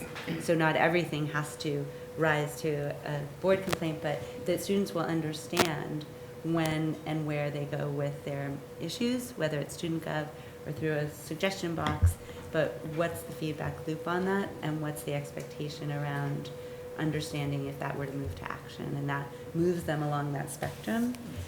But that is, I think, a body of work that's going to happen, and I think Laura and Tilly will help with that work, and Voices for Education is committed to helping support students working with adults in the building and designing a system that makes sense for student voice and empowerment, because that, I think, has felt frustrating for kids. Well, it's exciting work. Mine's quick. Okay. I just want to say I really like your idea of prompting a district-wide project. Project is probably too many, but if you can pull off one, I think that would be amazing. I think that would actually also get you to achieve a lot of your other goals wrapped up in that one idea. I did put your student report in the 10:15 meeting, so when you, to go read that, if you look at the report at the bottom, it will be linked directly to it, the web page that Laura was asking you to read. Is the student report in 10:15 or 10:1? It's in the 10:15 meeting materials on Should your we put board. it in 10:1 since I can it's put it in presented? both. Yeah. I just thought that one was a reminder. Yeah. But No, I'm thinking that for the I'll minutes. put it in both. Then it can be linked because it'll be there, right? I'll put it in both. Thank you. Any other questions or for the minutes? Okay, thanks. I'm excited about the direction that conversations are going. Good. Okay, finalize and approve the FY24 goals. So there's been some work going on in the background. Keely, did you put your corrections in this document? So the original one that was sent to us was view only. I made a copy and sent that copy with my suggestions to you. Okay, so you didn't actually put them in this I don't think anyone document? could. No. I did. Yeah, only after today when I asked Brian if I could get it. This morning Okay, was the first well- time I realized that it was a Oh, okay. I So, think we didn't want everyone editing it, so. so Keely, I think your suggestions are mostly edits, and They're we mostly them back to proofreading bullets, things and like that'd be fine. making all the things in the list the same kind of thing and Yeah. intent. So I think we can take care of that after the fact. I'll send it to Brian. He can just fix it. So let's focus tonight on, are these the right goals and are they defined in the right way? So let's have each team talk very briefly about what they've done with their goal since the retreat. And then we'll have a discussion about each one as we move through them. So Kim and Todd, you're first. I think we just put them back to bullet form from the narrative that we created from the previous bullets. So we put it back to bullet form and we moved in the idea of focused on the future. And I think I need to say be sustainable and support board development. And that was pretty much it. Okay, questions and comments on this goal. Does it feel like the goal we want? Does anybody have concerns about it?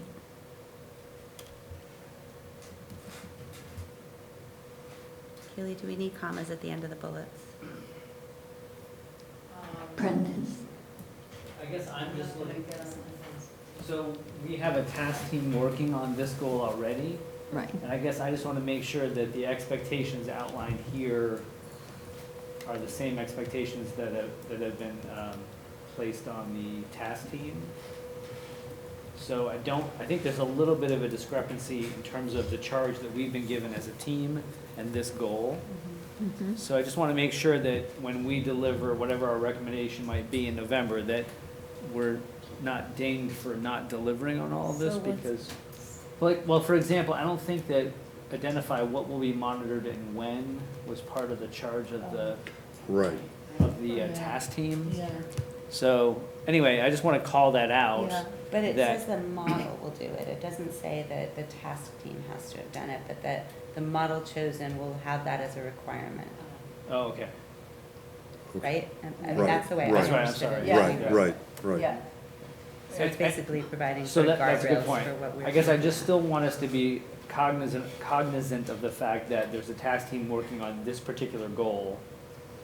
And so this elevates some of the work that the task team is doing to the board level, which might be fine. Okay. Yeah, I think, I don't know exactly how to say this. I guess I've worried a little bit that this language only relates to a particular model of governance, i.e. PG. I don't know what others think. I don't really see this as a problem because the board goal is to adopt and implement the model. And as a first step to adopting and implementing the model, the board has tasked us as a subcommittee to identify a model that we think is likely to allow the board to do these things. So I think that, like, even if we are recommending that, like Champlain Valley, what we simply do is sort of formalize what we're already doing and add some additional controls and descriptors to it.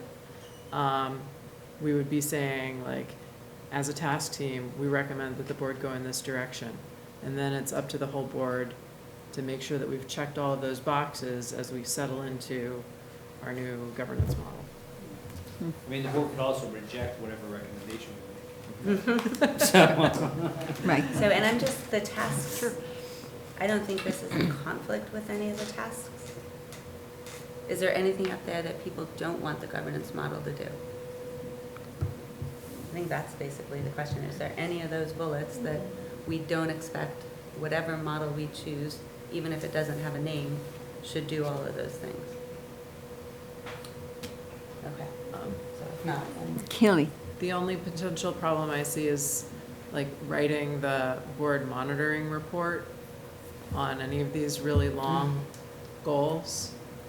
Like, I mean, maybe you can just turn it into like a rubric spreadsheet and check things off, but it might be a little complicated tracking all this stuff ourselves over the course of the year.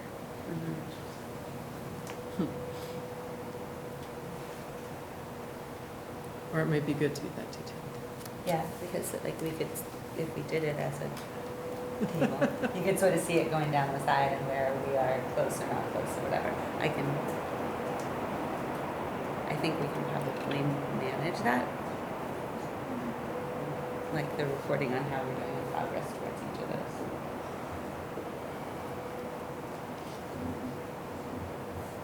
So, what do folks think? Are we okay with this as written?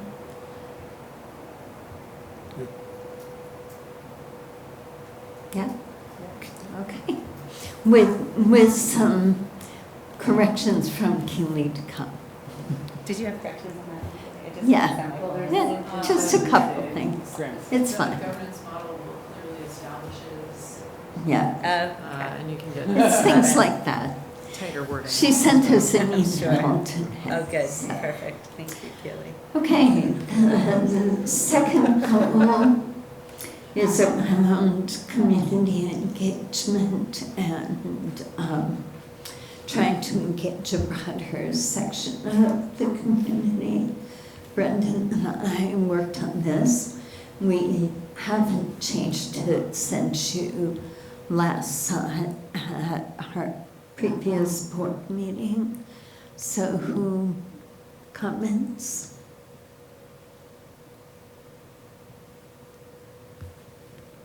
Yes, Kim. I think this is the only one where I had a substantive, like, suggestion, which is just anytime we're talking about what the budget should accomplish, the budget isn't the only thing that we're gonna be having people voting on.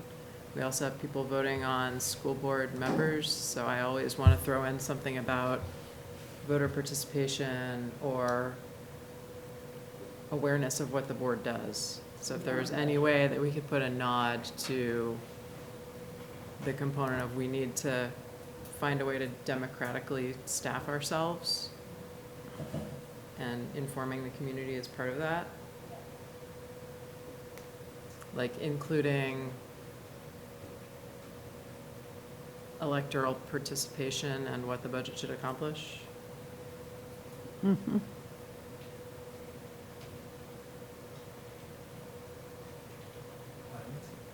No, I. Good, good, I was just testing it.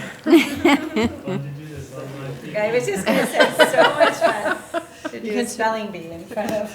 Electoral parasite. I like including that, I think that's good. Okay. Any other questions, comments?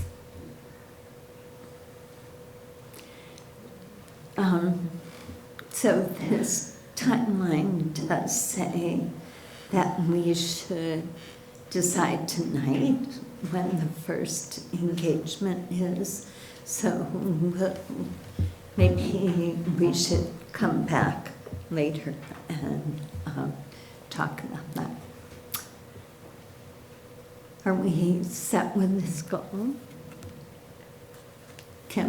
I think if we were looking for, no matter what model we choose, looking to better define the outcomes we're looking for students, that may be a subject for like the second half of the year. So I think obviously our fall focus needs to be to maybe gather values, conversations around what the budget might reflect, and encourage participation and knowledge of what we do. But not mentioning it, I don't think precludes the idea of us being intentional around engaging with the community around what we're looking for, like what does our vision look like? What do we want kids to know? So I think that's why we said the board will define the themes and issues. So we will have an opportunity to talk about that as a board. Yeah. So this is more about the fact that we're going to do it, and that one of them is going to be focused on the budget and yeah. Okay. All right, let's move on to our next goal.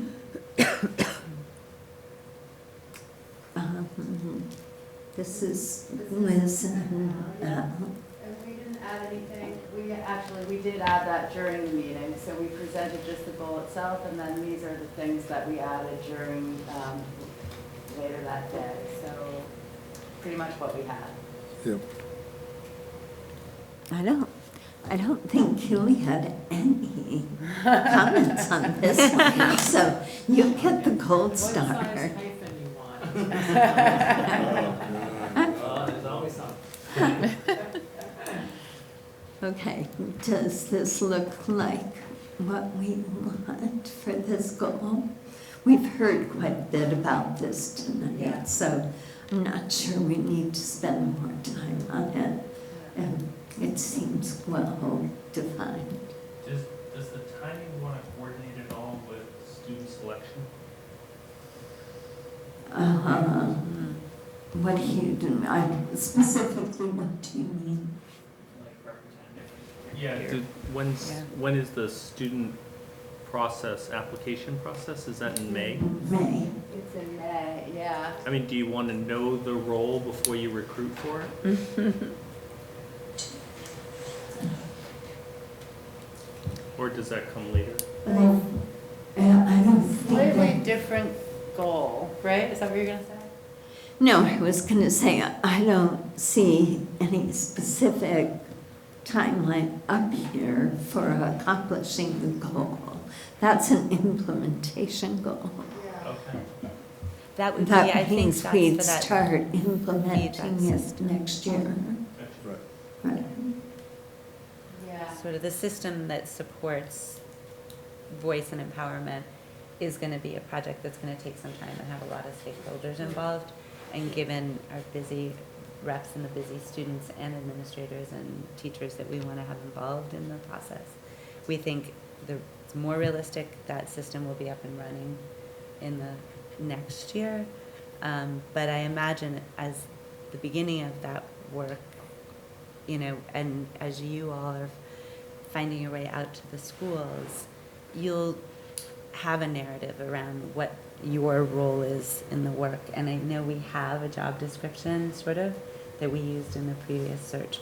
So I think being mindful that that exists, and if the body of work shifts in a way that that no longer represents the role and the way we want it to be presented when we're recruiting people to run for the board, then I think we have every opportunity to shift and change that. Right. That's a good point, though, to keep in mind for all of us in case that should change. And this year we met prior to starting the process to look at the job description and talk about the timeline, and I would anticipate doing that again.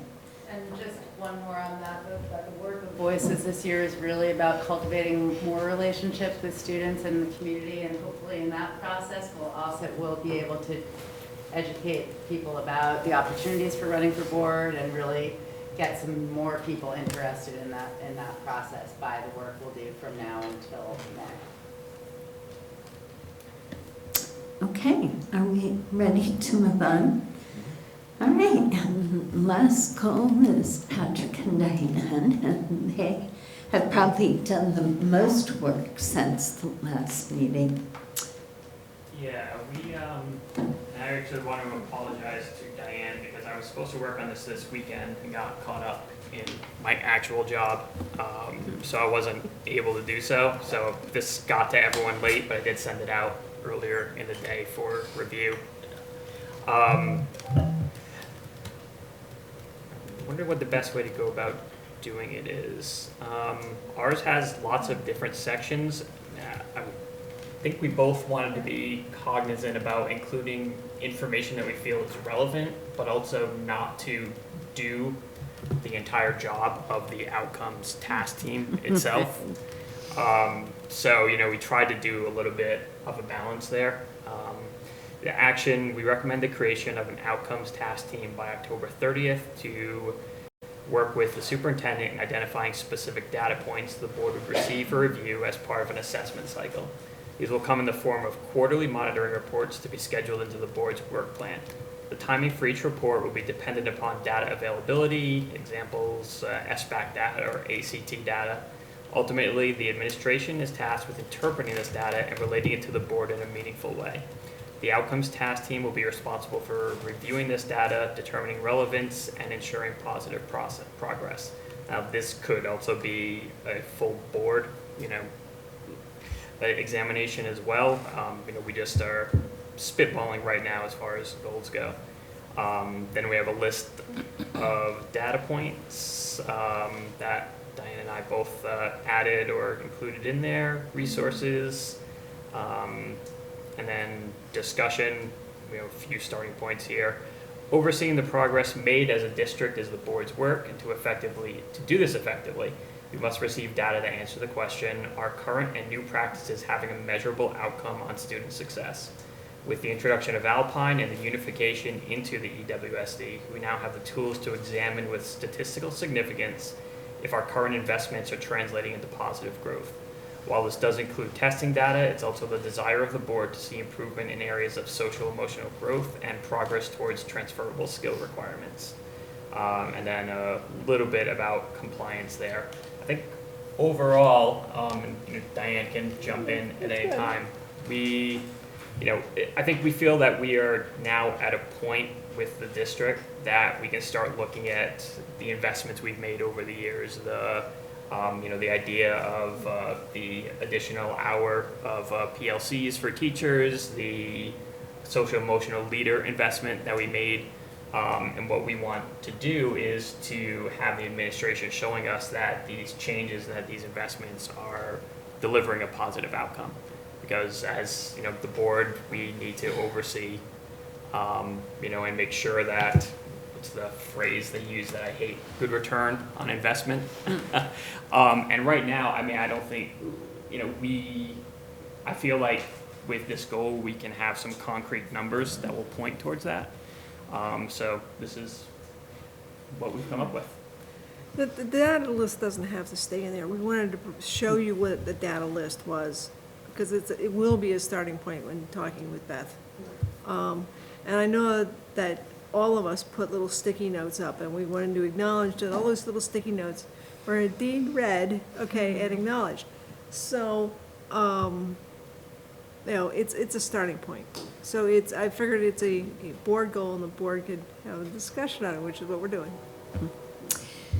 So go ahead. Go. Hopefully somebody else will say what I was going to say. The depth of this sort of report on your goal, and I appreciate that you did read everything that we put in there. Like you mentioned, data points that aren't simply about students, about the whole community, which is great. But as an editor, I have concerns about us having 4 board goals that are so diverse in their structure. Like if we're fine with that, since each group is monitoring their own goal, like they can start from it being formatted however they want and monitor it comfortably that way, that's fine. But if we want a list of goals that like we're sharing with the public, we might want them to be more succinct. And in that case, I love you guys' phrase, examine with statistical significance if current investments are translating into positive growth as sort of the point of this task team that you're recommending. So that's my 2 cents on the matter. So I wonder if there's a way that could be included in the goal statement.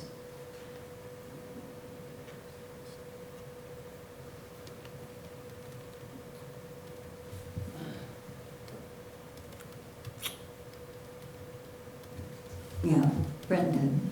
I'm wondering, are we voting, or are we working together on the goal, or are we going to approve an outcomes task team? Like, what's happening right now? Yeah, I think it's, yeah. Great question. Because this seems really, this seems like a plan as opposed to a goal. And a lot of the goals have broken down into like plan level detail. Right. So I think our goals are just going to be the goal statements, and then the other pieces are pieces that we will have to help us understand how they're going to be achieved. Does that make sense? Yes, yes. So I think our goals should just be the 4 goal statements. Yeah. So I wonder if the goal statement here wants to be changed in any way. I don't think it needs to. I was just suggesting that phrase is a good part of the like charge for this task team. For the, so we're describing that task team and what it's supposed to do. Like that's a pretty succinct way to discuss what their raison d'etre is. Yeah. Al? I don't think all of the reports should be on a quarterly basis. There may be a need for 1 or more reports to be of some other frequency. So I understood this to mean that quarterly we would get reports, but not that each of those reports would report on the same thing. In some cases, that wouldn't be even reasonable, like we wouldn't need to examine the same ACT data, 4 different times. The idea was that, Quarterly, you'll get reports. Right, every 3 months though, we would ideally, I'm assuming, get enough relevant data that it could be presented to the board. Right, and if we do an outcomes testing, then I think it will be the work of that task team to work with the administration and define what each report is going to report on. So what frequency makes sense for looking at the continuous improvement plan outcomes. You're not going to look at that 4 times a year. You are going to have data that's going to make sense if you try to look at it that often. Right. That's all I would do. Perhaps the first sentence is all you need for the goal statement. Yeah, that could very well be, I think Diane and I felt it was better to include more information than to leave it at 1 sentence, as it were.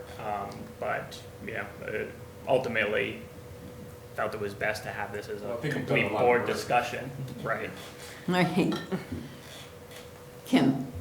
Is it possible to use on a regular basis rather than quarterly if that is a sticking point? And the sentence that Keely pointed out, which I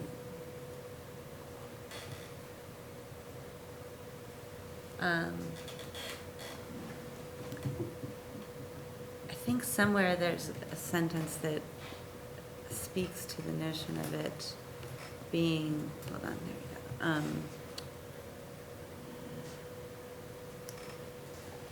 Okay, I wonder if there's a way to either move that up there, if that makes sense, into the body.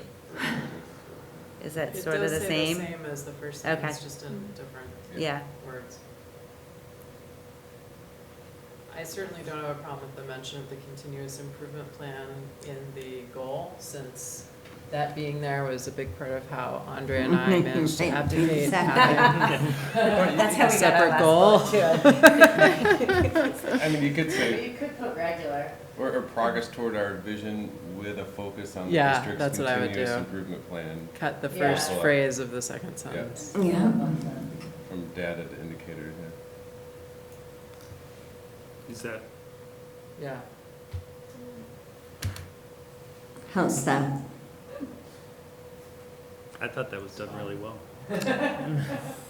And does that doesn't Thank you. preclude qualitative data on direct inspection or things like that, right? Do we interpret that to mean that it's only things that are gonna come with numbers, or maybe it is numbers like those participating in internship, or, but it's not just testing data, right? No. The measurable outcomes in the CIP Are not just testing. are not just testing, so we would consider there to be some measurable outcome around student voice. Right, so, okay, so each of those goals Right. under the CIP. Yeah, when you look at their would have list, their something ideas, that it's connects not. to it. Yeah, I mean, Right. it's pretty broad, and I realize that a good Okay. chunk of that will be determined by the outcomes task team, assuming that's how we want to go with this. You know, it's just, we have so much data that we can be looking at that's, you know, range, you know, it just runs the gambit from academic success to emotional success to, you know, I mean, honestly, Equity. yeah, right, you know, it's just, we need a specific team that's going to be able to sit down and say to the administration, you know, this is what we want to see, this is what we're going to be measuring your success on. Because otherwise, you know, we're doing it based off of gut feeling, and that's just not.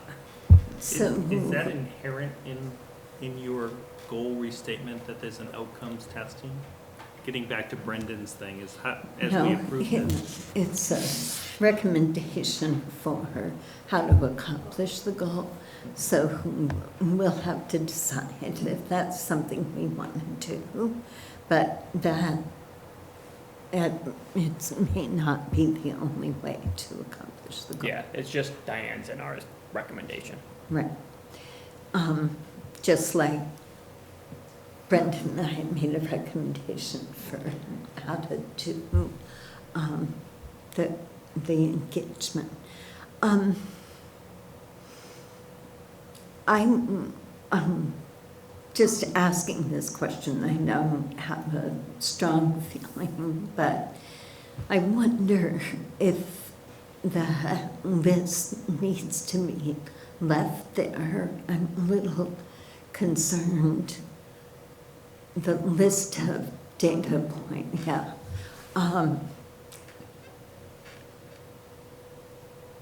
It's obviously not an exhaustive list, plus I just want to make sure that if for some reason whoever works on this decides not to do one of these, that it isn't going to create a problem. So I guess. I don't think so. I think we were pretty clear that this was, you know, just some major data points, but certainly, I mean, we explicitly state not exhaustive, and Yeah. that it would be the okay. task team. Yeah. Yeah. Okay, I think that's good. And best determined. Okay. Kim? Thank you. If we're thinking about form, maybe is it possible that the version that is set up as our goals and shows up somewhere on our page that's public is different than Yes. the working document that might be this Right. piece of it that is the foundation that we might work from when we're doing our monitoring? That's what I'm envisioning. Okay. That the goals document itself will just be the 4 statements, and then the other pieces that our various groups have chosen to include will be in a working document that we have access to. Non-binding guidance. Pardon? Kind of non-binding guidance. Right. Yeah. Yeah. That makes sense. Okay. So are you ready to, Can we delete the 5th goal? yes, that needs to come off. Thanks. All right. Are we ready to approve these goals tonight, or would you like to see a final version with the goals separated out? Or do you feel comfortable that you understand what the goal statements are? I feel comfortable with the goal statements. Pardon? I feel comfortable with the goal statements. Yeah. Okay, great. Then I'll entertain a motion that we approve the goal statements for the 2019-2020 school board goals as presented or as refined tonight. Thanks, Brendan. Any further discussion? If not, all those in favor say aye. Aye. Opposed, say nay. Thank you. Okay, so another thing we talked about at our retreat was our board meeting evaluation and whether we wanted to change it in any way. So I sent you a document that had our questions that we have now, and then it had the questions that were sent to us by Champlain Valley that they use in their meeting evaluation. So let's take a couple minutes to talk about what we think works. Todd? I like what Champlain Valley asks. I mean, those 4 questions, I think, for me, sum up what I would want to provide input on. I'd be fine if those were our questions. Keely? I agree that they are clear and useful and not repetitive. I feel like one topic area that we have in our current questions that isn't included in their questions is the topic that's sort of split between 3 and 4 in our questions. And I think if we simply added question number 4 into the Champlain Valley stuff, we would get to that. But maybe not everyone would see the need to include that one. I don't think it hurts to add it there. What do other folks think? I liked adding that. I think that is a good idea. That gets to all of our questions. Right. And then, do we want the open-ended questions, or do you feel like we're covering that when we do our piece at the end, where we talk about what we appreciated, how you were challenged by? Brendan? I think those 2 open-ended questions are fine. I guess I would advocate for adding a 3rd sort of general other, because sometimes a comment may not relate to one of the questions, but still a person may still feel the need to make a comment. Right. Plus, number 5 from our question is important, because if somebody says they strongly disagree with question number 2, I don't remember. Brian, could you move it up? Thank you. So let's say question 3. If you say strongly disagree, it's only helpful if I understand why you think time wasn't used effectively, what specific part of the meeting didn't go well.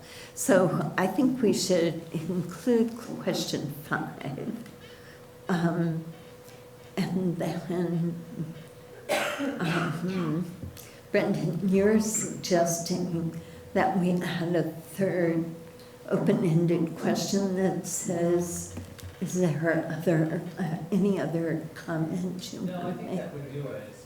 Yeah, That's the same. I think that would do it. Okay. So move number 5. Right. Keely. Could we replace their second open-ended question with number 5? Because the two open-ended questions are basically like Yes. positive comments, negative comments. Yeah. And And they have a maybe, typo in that one anyway, so. right. Yeah. Burn it. So take out this one? Yes. Yes. Brendan. Martha, I remember at our retreat and other times, you have commented on these questions as challenging for you as the chair. And so I guess I'm interested The responses. to how do you handle the responses? So I'm asking you, do these questions help you better take the feedback from meetings and use it for agenda planning for the future? So I think the questions are fine. My challenge comes when, say, I get responses from 6 board members, and only one board member says, I didn't think this was done well because.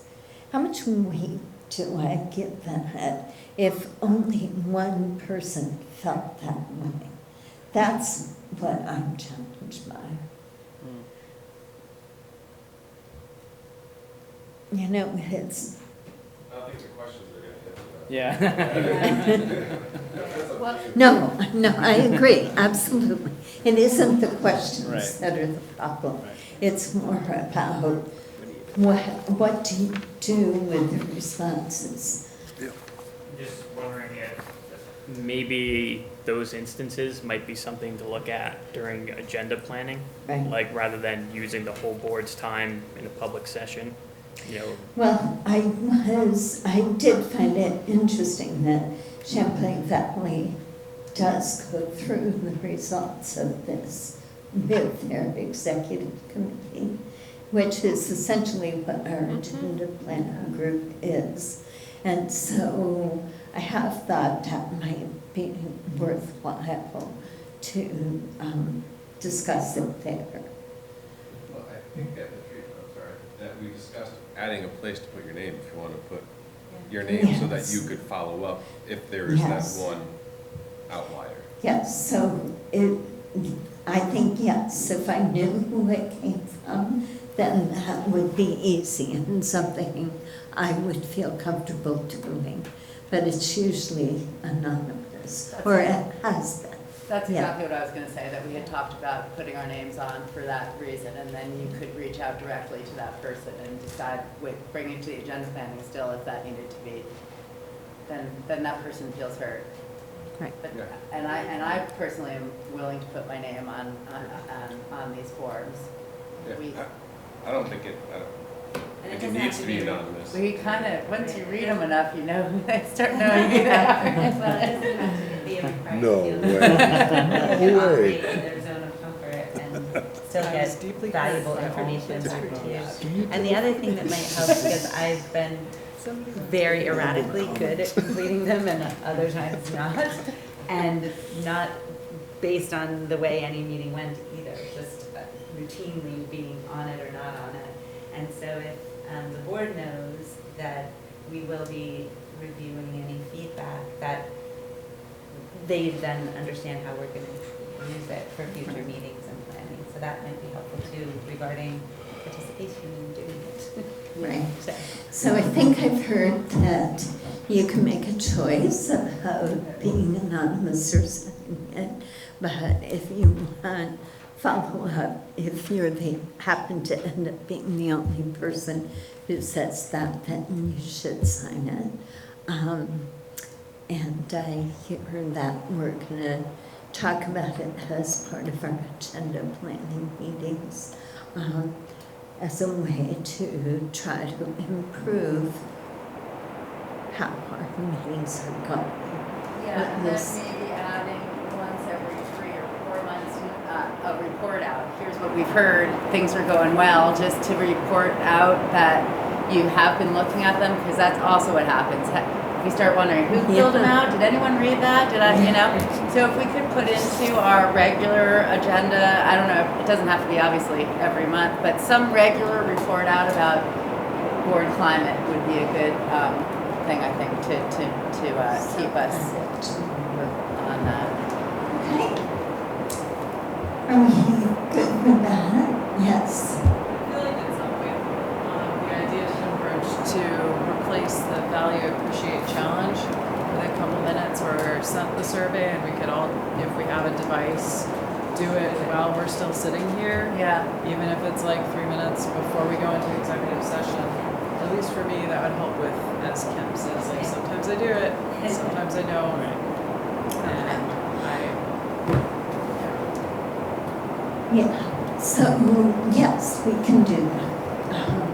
We just, yeah, we need to get it into a Google form. I need to make sure.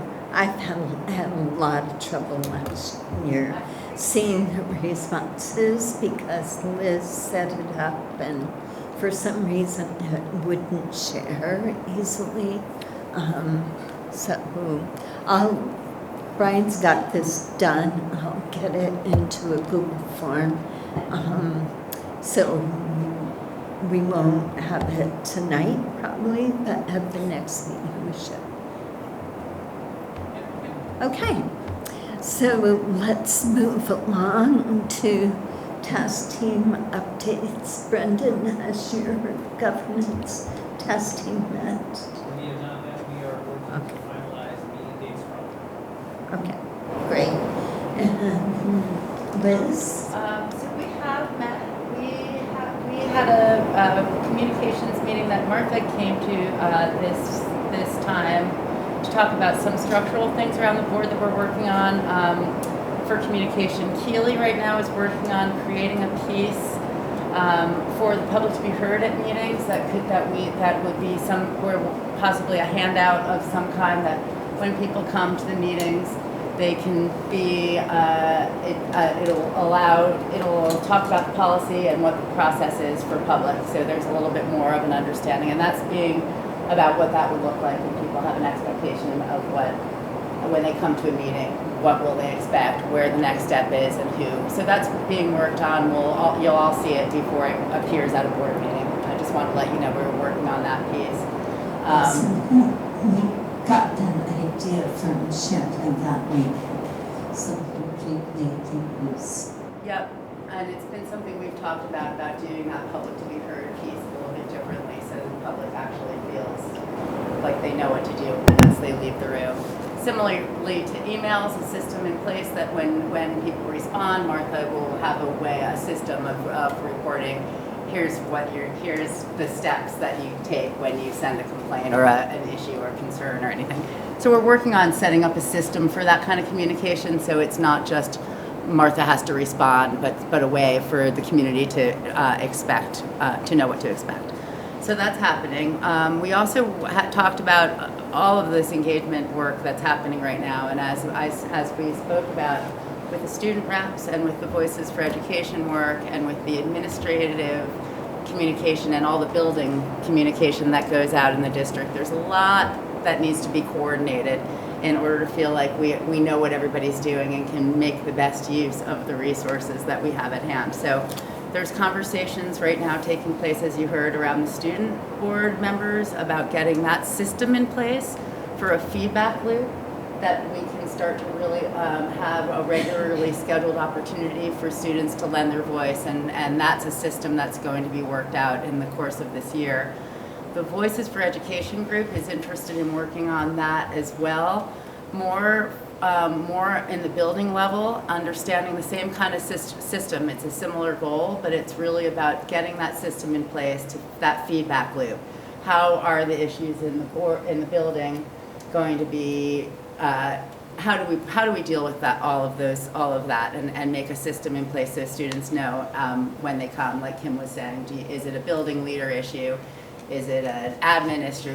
Is it a board issue? And being clear about how we educate that. So Voices is working with student reps, and they're going to be helping us to achieve 2 of our goals, which is great. The overall engagement around budget and what that'll look like, and also this piece about that system to be in place to make that, again, something that is part of the system and not based on the individual people who are in it. So that's, so we're working on all of that, and Ben, as always, is helping with all of this and working with Colin at the Reporter around what we can do for budget communication, and working with that he's helping on all of these fronts with the Voices work and with the student gov and with getting this communication out. So thank you, Beth. I would just add, we did have a conversation about doing away with the board takeaways, and we talked about having a presence in the Essex Reporter with articles on a semi-regular basis. I think it would be good to hear what other board members feel about the takeaways. There's just questions about whether people really look at them, or if they really have an interest in what's happened at the meeting, if they're more likely to go to the minutes or other ways. So anybody have any particular thoughts about that issue? About the reporter and communications in general? Well, about the board takeaways in particular that we do at the end of the meeting. We usually have 3 or 4 that somebody writes them up and they get posted on our board page. Yeah. Right. And so the question really is that the best use, and could we be better served by this reporter relationship and getting information out that way, and knowing that the website has so much information on it for people who are looking for that kind of You've heard me information. talk about this issue a number of times, and there's a large part of the community that's not tied into the school. Right. And everyone does receive the reporter, so. Not Also, everyone. Not everyone. well, it's delivered. If you live in Westford, It gets, you certainly do. Westford doesn't, and it's not delivered to every household in the district either, unfortunately, where Well, there's been it's issues close. with that. We're getting in weekly now, though. Yeah. Yeah. Right. And that's a good thing. Yeah. Yeah. Yeah. So I think a section associated with school Yeah. accomplishments, bulletized, whatever. And so the reporter, the flyer needs to be expanded. We haven't But- really communicated. We're not gonna, And, that's not for tonight. So takeaways. I hear you say make more use of the Essex report. And increased community involvement with the budget process prior to passing the budget. A month or so before passing the budget. Because I think you have to have a meaningful community engagement about the Well, budget. that's our goal. So. We'll see. And any other thoughts around this? Diane? A selection of people, perhaps through Friday notes or something or other, if they've seen what our takeaways are, does it impact how they see things for the district? I mean, it's, yeah, you all right, Kim? Okay, don't drown. And boom. You know, I mean, it would be one way for us to find out if people are actually reading this or going and searching for this information. I mean, that would be an important piece to know that people are finding it useful.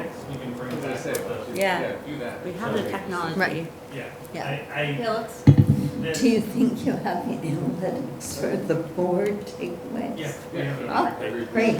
Perfect. It's Let's one of the do it. reasons, the analytics was one of the reasons that drove the curiosity that came up at the last meeting of like, is this the best use of time? Or, you know, we have school news, we have the administration, we have Friday flyers, we have a lot of information coming from your administration, your school, your teachers, your principals, and others. There's very little communication coming from the board out to the community except this bi-weekly meeting. So, you know, it's that sense of like, this has been time and effort dedicated to takeaways, but there may be a more impactful investment that the board could make. And I think when I said it, I said that it's been interesting to see our joint municipal boards joining together to create a communication flow out that is exclusively about a community topic. So, you know, imagine that coming from maybe the school board, where it talks about the value of public education, where it talks about the importance of proficiency-based learning. And it's a place where the school board can really establish and put on view its principles, its values, and what it views as important. Not on a topic basis, but on a principle and value basis. There's a chance that might become a reality. We're talking about the takeaways strictly now, right? Yeah. What really, so why don't we come back with the analytics, takeaways, and go from there? Right, exactly. Yeah, and we'll keep this idea of some articles from the board in the Essex Reporter as part of what the communications task team continues to talk about. Okay. Anything else on? Brendan had something. Brendan, I'm sorry. Well, I was just gonna say that I think that the problem with the message to the community is we don't actually send the message to the community. We post our takeaways to a website that nobody knows about, that nobody goes to visit, sorry. I'm sure the analytics show that no people visit The those takeaways. takeaway pages. And so for me, what it represents is that I think we really need to have a broader communication plan as a board. And we don't have one. And I think that's what we should be focused on. That's how we can get the community more engaged in the work that we're doing, is if we communicate more effectively to them. Right now, we're just posting stuff on a website and hoping people find it. That's not really a strategy. That's Okay, Liz, you've I got don't your mean that. attentive for this communications testing. All right, I'm ready to move on. All right, local and statewide updates. Patrick? Circle back to an engagement date. Yes. Yes, in just a second. Local and statewide updates. Patrick, do you have anything? Yeah, I think one thing of note locally, I'm not sure if I mentioned it in this group or not. The select board has been approached to apply for a grant through the Champlain Housing Trust to convert some of the properties that they currently own in the Essex portion of the fort to recovery housing. And part of that recovery housing would be the introduction of reuniting families, which is, I think, very exciting, but also would mean that as a school district, we need to be aware that we may have some students that are going to be coming in, potentially with, high difficulties or, needing extra, right. I asked the groups doing that to reach out to the district. I gave them Erin's email address. I figured she would be the best person to talk to about that, and gave her a heads up that she might be getting some information about it. I mean, we wouldn't be looking towards that introduction until next summer, so it wouldn't apply to this year. But I do think that there's a very real chance that if, everything looks good, which I think it does now, and it generally has the support of the select board, that we may see the introduction of, I'm not really sure of the numbers. I mean, it could be 10, it could be 15, it could be 2. but there would definitely be the introduction of students who are going to be coming from a challenging background. Okay, thanks, Patrick. Statewide updates, Kim, I guess this is a good time to remind folks that this is the last week to register for the SBA conference at the discounted rate. So if you're interested in going, it's a good time to fill out the form. Brendan, you said you were interested, but I don't think you've filled out that form yet, so they just need that information. Okay, I need that's to figure why. that out tomorrow. Okay, Okay. I just want to remind you. Thank you. Kim, do you have anything?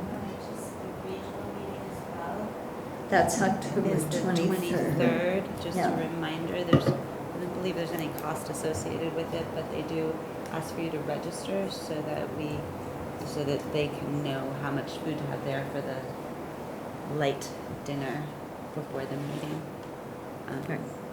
So if you go to the PSBA website, you can register directly. There's no charge for that meeting. Okay. So we were going to go.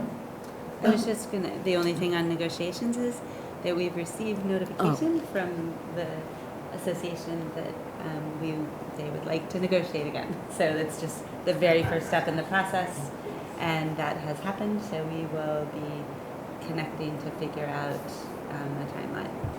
Right. So, yeah, good reminder. Off and running again. And Kim and Jess are going to work on a common communication about the successful completion of contract negotiations this year. Yeah.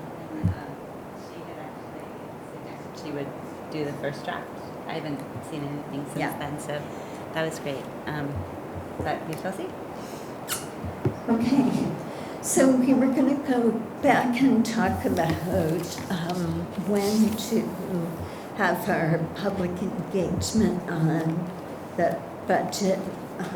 Brendan's and my timeline had suggested November 15th.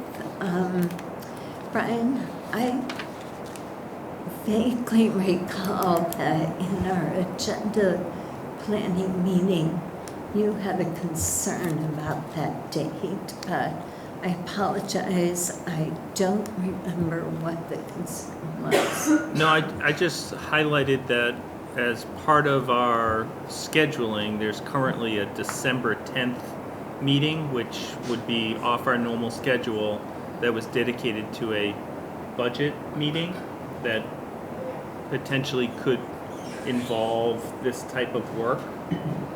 So there's a placeholder on the board schedule right now for the 10th of December.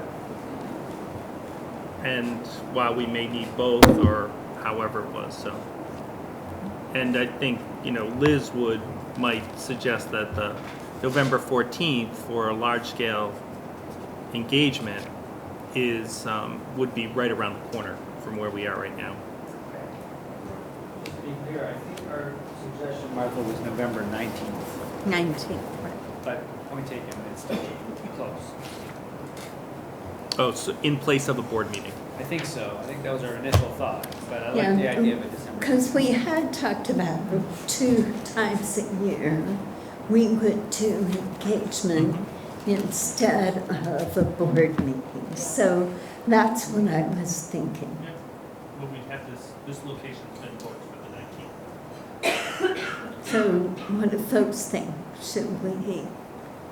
I guess my question then to Brian is that based on the full board development calendar, does the 19th make sense, or is that jumping the gun a little bit? No, the 19th I think is good, and the 10th is good. The 10th provides all the December 1 information, which is pretty substantial for the board to understand where per pupil funding's going to be, what the tax commissioner has to, by December 1st, give a whole series of information that is pretty impactful. Right. However, doing it in November and getting some values and some understandings and some desires and hopes could really be pretty powerful to bring that together in a board work session on the 10th. Yeah, I think what Brendan and I envisioned was more a conversation about what people expect from the budget as opposed to a specific numbers conversation. Okay. So we're gonna shoot for the 19th. That's not a good sound.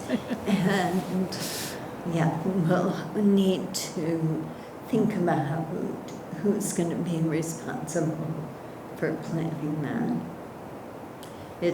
It is the whole board, so Liz, you and I can talk. Is there any conflict with school activities, because this is just before Thanksgiving? The 19th. Yeah, do we know that there's no conflicts for Well, schools? Thanksgiving is until the following week. I recognize so it's it's a the week. week and a half before. But there are generally sometimes activities just before holidays around here.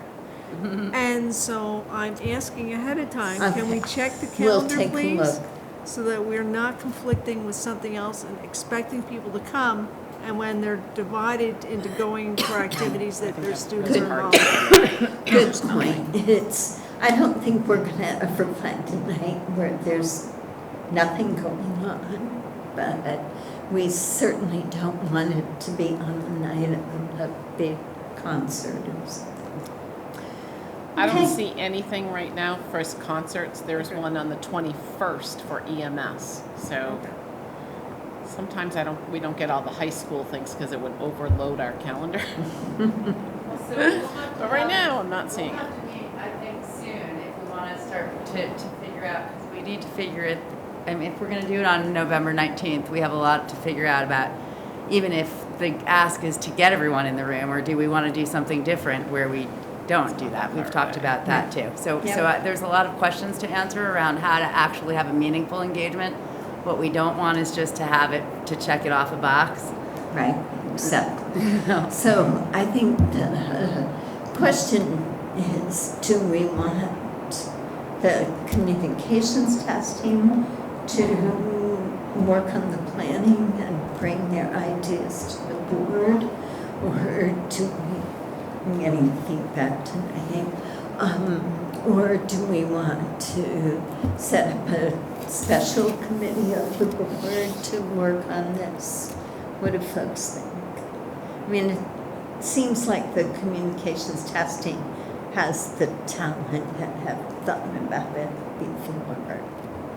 How to do engagements, and then I think the full board should be involved in.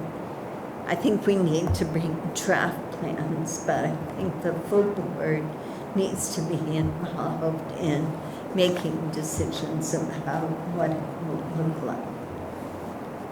Okay, that sounds like a plan. Okay, value, appreciation, or challenge. Diane? Conversations while the rain is pouring in thunderous herd, so it's been a challenge. I know, yes, absolutely. Kim? I appreciated the students' report on their thoughts regarding engaging with all of our schools and capturing student voice. Todd? Pardon? I'm fine. You're passing, okay. I value the academy opportunities that I now understand better. Yeah, and I actually specifically valued having two students here who could relate and say exactly why they chose academies, or in Laura's case, why she moved out of it. It gave a really good perspective that I don't think we would have gotten otherwise. I thought valued the student report very much. That was right on. Appreciated the staff coming out on a night to present. Mm-hmm. I also appreciated the presentation and learning even more about the academies. It's nice to learn about the various academies, directors, all the things they've accomplished, and they're working together. It's a good story. It's a real good story. I'm challenged somewhat by the fact that because we have student reps on the board, I just want to be cognizant of the fact that we may inadvertently put them on the spot in asking them to weigh in on something in the midst of a meeting. So I don't know if they were uncomfortable by the sort of, I mean, it was a great question to get their feedback in the moment about the academies, but it also kind of puts them in a tricky spot. Their principal. Yeah, so so I just want to, if we do that again, I just want to make sure that they have the opportunity to opt out if they feel uncomfortable. We have checked in with them about that too, just so you know, about that opt-out and check-in system, And so in they don't. general, recognizing them presenting once a month is not something any one of the rest of us are doing. Right. So, And they've reported that they can- like to they can speak ask instead of as well. sitting here all night. Presentation, or, you know, anyway, we will follow up with them. Yeah, I mean, I thought the feedback was good. I just wanted, in that moment, I was just sort of like, ooh, I wonder if they feel weird about having to answer that question. Yeah, it's a good thing to think about. And I feel challenged by the engagement timeline and how to do a meaningful, what that question will look like to get that right, to make it beyond the numbers and to achieve what we have. So I feel a lot of questions around how we're going to do that. Well, and I think we can leave ourselves open to moving it if we have to, but I think we should try to make it happen. Yeah, I'm not supposed to respond. I apologize. Okay, so are we going to do takeaways from this meeting? Or Let's not. Let's do the. Okay. Let's see how many people complain that they didn't get the takeaways. Okay. And our next meeting is on the 15th. We're going to hear about the CTE programs and their pathways. What else do we have? We have to do the proxy. We have to pick people to vote at the VISBIT, VI, and VSA meetings. Maybe we'll have a report from governance or maybe not. Anything else, Patrick? If we follow the timeline that Diane and I put together, October 30th would be the latest date for the creation of outcomes so they can start getting to work. So I don't know if you want people to, if they're interested, to send you their names or not, but it might be relevant to think about it before next meeting. Let me put it this way. Is there anyone who objects to the creation of an outcomes testing? To be sort of mindful of, like, we haven't said what we want necessary, aside from the data points. We haven't said, what do we expect the data is telling us? What? I think it says, I thought it said. I mean, like, what do we expect students to know we know what to do? So we haven't articulated our outcome statements. Our outcome statements. So we I are agree. Basically just asking a team to pick which data points they want, and then ask the administration to give us the narrative. I don't know. I think anyway. I just don't know when we are in the process of figuring out what we're going to do around governance. So I think we have the vision, the continuous improvement plan, and I just thought of the third thing. I don't remember what it is. I think we don't need to wait. I think if we can get started based on those things, and it can morph over time. Yeah. I think it would be good also to have a reminder of what are the metrics that the administration is watching. Well, that's why the administration needs to be part of it. Okay, so in light of that, if you have an interest in that testing, please let me know. And if you have an interest in being on it. Okay, anything else? All right, we are adjourned.